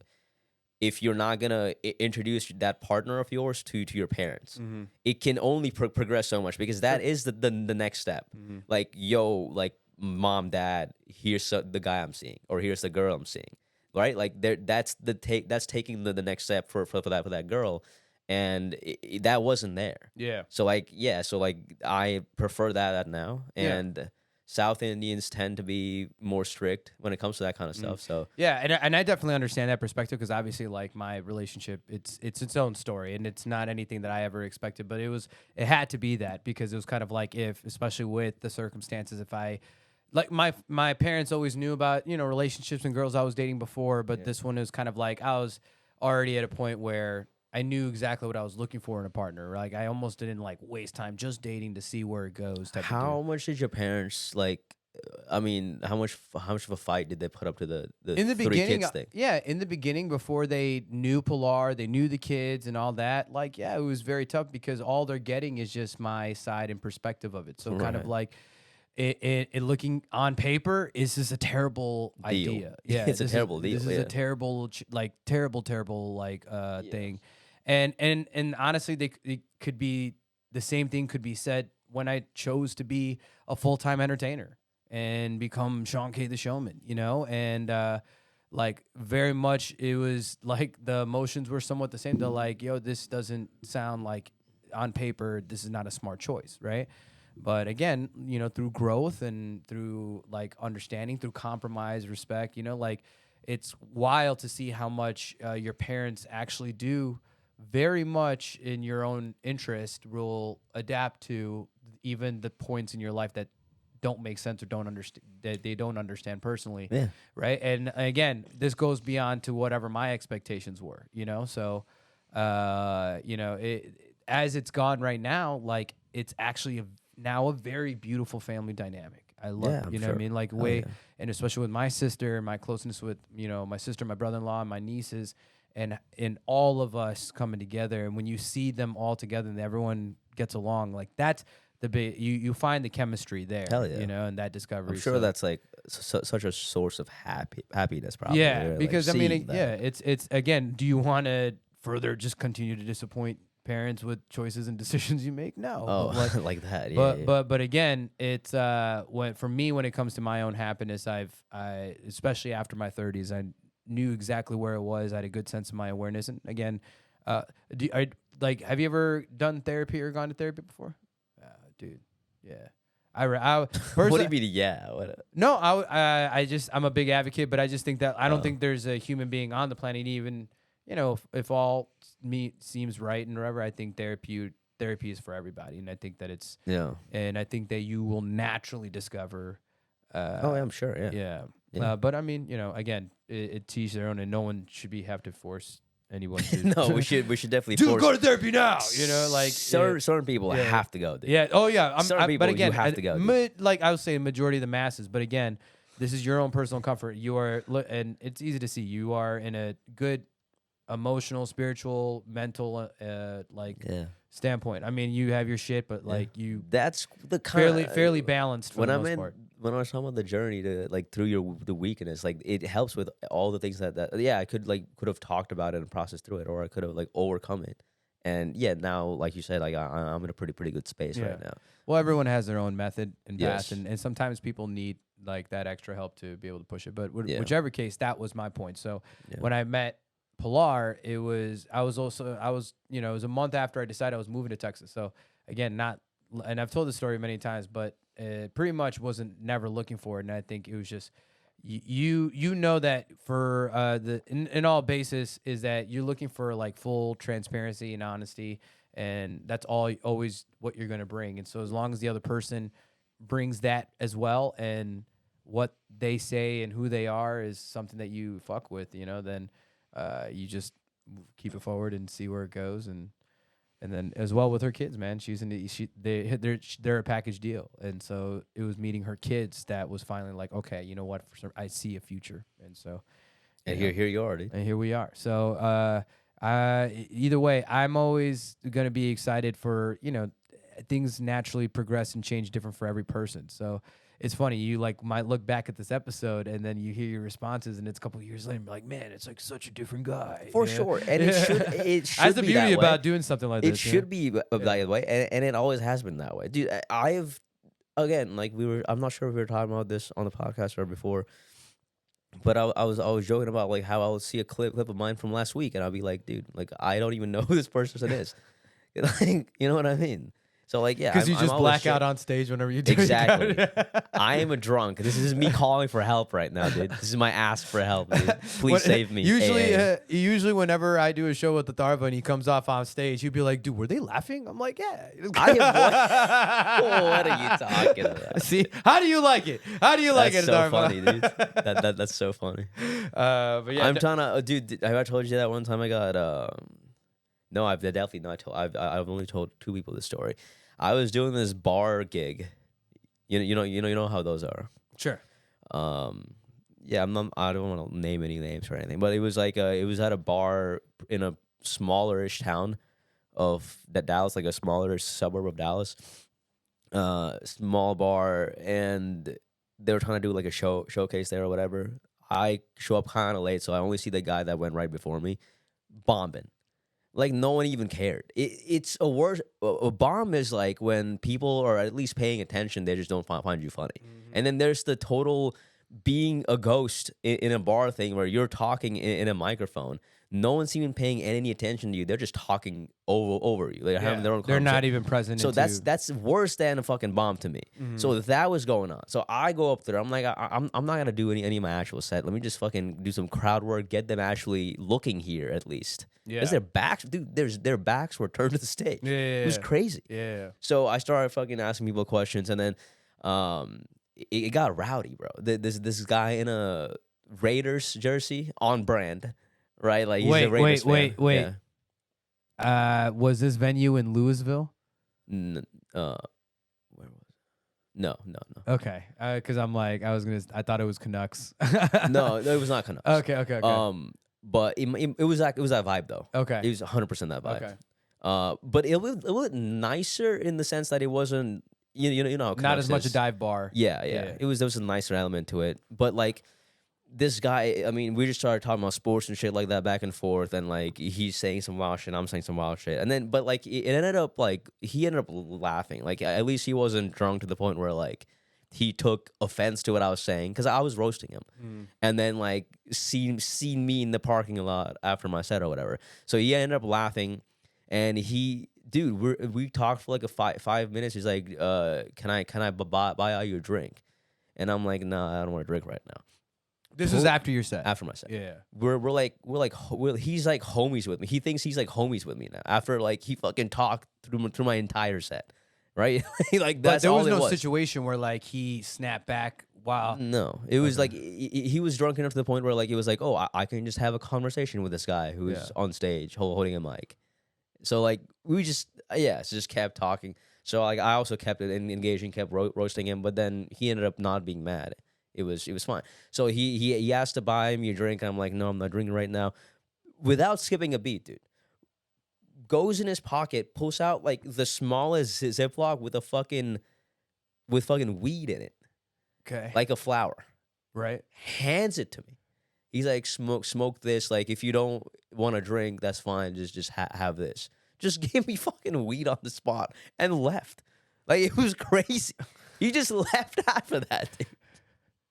I mean, it was the craziest I've 100% have gotten that many, like between even Chicago and DFW. Like it's not an uncommon situation, but I do. Bro, it was like, and it was not even really dank, dude. Yeah, no, of course. I was like, this is some. I mean, again, grade C shit. If they're willing to, like, they're pulling out of their pocket, they're willing to part ways with it. Yeah, they're not giving you like a grade Steva, you know? Yeah, like, but like I've friends ask me like, what's your weirdest form of like payment you've ever received or whatever. Like, it's not really a payment, but like that's definitely the weirdest gift I've received from like someone who like I guess liked what I did on stage, dude. They just gave me a nug. Oh, so it wasn't based off like your general interaction and getting to know we you. didn't talk about. That's why it I was said simply about your comedy set. That's premise. why I mentioned the drink thing, because he wanted to buy me a drink first. Like, do you want to go drink? And I'm like, nah, I'm not doing that right now. Well, So it seems like more of a rewarding situation in a sense of like you had a comedy set that didn't feel like people were paying attention, and then yeah, this one guy enjoyed it. Yeah, Of course. That's a win. No, I looked at it as a fond memory. To be paid in weed is a very high compliment. It's some In the end, some it's say still- it's the highest form Listen, of compliment you right. can give someone. In the end, dude, it's still a story in this game that we have to tell. Yeah, it's fun. Pretty much tell awesome. stories. You know, it's the same thing as like me. You know, I put on my last Red Tape show and stuff, and ended up becoming a swinger party. That was awesome. I'm just awesome, saying, dude. I haven't heard any of the comedians from that thing tell them that story. They just say it as another side story, like off stage, Yeah. but they haven't brought it in as a bit. Wait a minute. I know there were certain rooms in there that people can use for that kind of stuff, but what there was a swinger party going on at the same time, you're saying? They double booked like that building. Like he didn't tell me anything like that, and he forgot that I was doing it. Even though I was in constant communication with him, and then he also promised to this other promoter who was putting on a swinger party, and that's why like all of a sudden you just see these random looking couples just coming in, and I'm like, these motherfuckers didn't buy tickets to the show. But then it ended up being like a full crowd, but it was just a wild situation as like the truth was coming out, you know? That's cool. And like, again, I'm like, I looked at all the comedians. It was funny because I ran into Derek Dimful, who was a headliner for that show, and he came all the way from Austin. Yeah, right. Yeah. All right. And I ran into Derek Dimful and like in Austin, like when I last went in there, and we were just talking about it. And he's like, because I'm like, I wasn't able to pay him that. I like lost money on doing that shit. Like, I wasn't able to pay him that much. But he was like, yo, it was like, just because it was such an experience. And then, we did a little podcast recording after that, but like, he's like, just because of the experience of it, it was just a wild situation. And I'm like, yo, I hope you take a bit. He's like, I actually did say a few times. I'm like, hell yeah. So yeah, man. I mean, I think there's gonna be so much more to uncover, and I'm sure you'll be back, man, because you've been in quite a few. You've been on a few of my shows, and and what was the question you were gonna ask? You started with some like girl or like relationship stuff, like dating related stuff, right? Yeah, we talked about the whole thing of like what you were looking for in a partner. Then what are you trying to like broadcast me, dude? You're trying to set me up with someone, dude? I was trying to put your bio data Hell out yeah, the stratosphere, dude, bro. my bio like, data AI out is there, going. They're gonna bring AI into that bio data awesome. stream, bro. But then you're basically describing a dating app. Then there is something nice about an auntie. Well, I'm just saying it might based on what your transcript and what you just said, auntie might be like, I have the perfect. Maybe she's in Canada. Maybe she's in Germany. I would not mind a German. I'm just saying, you never know. And so ultimately, man, I'm seeing what we can transpire, and ultimately, I think being able to, you saying that just gives a lot of the key light of who Atharva is and. What he's looking for and shit, bro. If I can 100%. get outside of comedy gigs, bro, if I can bring some female energy that rewards you in that, Yeah. in those buds, shit. I'm a damn good showman then. Here's hoping to that, dude. Yeah, dude. Listen, the showman looks far. That's what I'm just trying to show up for my boy right now. You're like the genie right now, dude. Hell yeah. Listen, dude, that's why I keep the turpin on the head. All right, yo. So we're going to go ahead and wrap things up. Appreciate you making it through for this cold Sunday. But I always end the show in the same exact way. And pretty much how it's been finite and condensed now is you look in the camera and look out to the world, and you're going to the one right in front of you. And pretty much pretend like this is going to be the last thing you would ever say to the world? It's not like a suicide note, but it's just like a positive message you want to put out to the world. It doesn't even have to be positive. It could just be something that like, however you want to, a message you want to put out to the world as if it's your last thing you'll ever say on camera.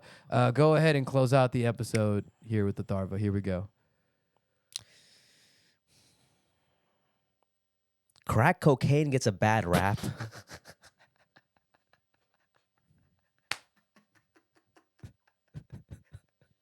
But you should definitely try it.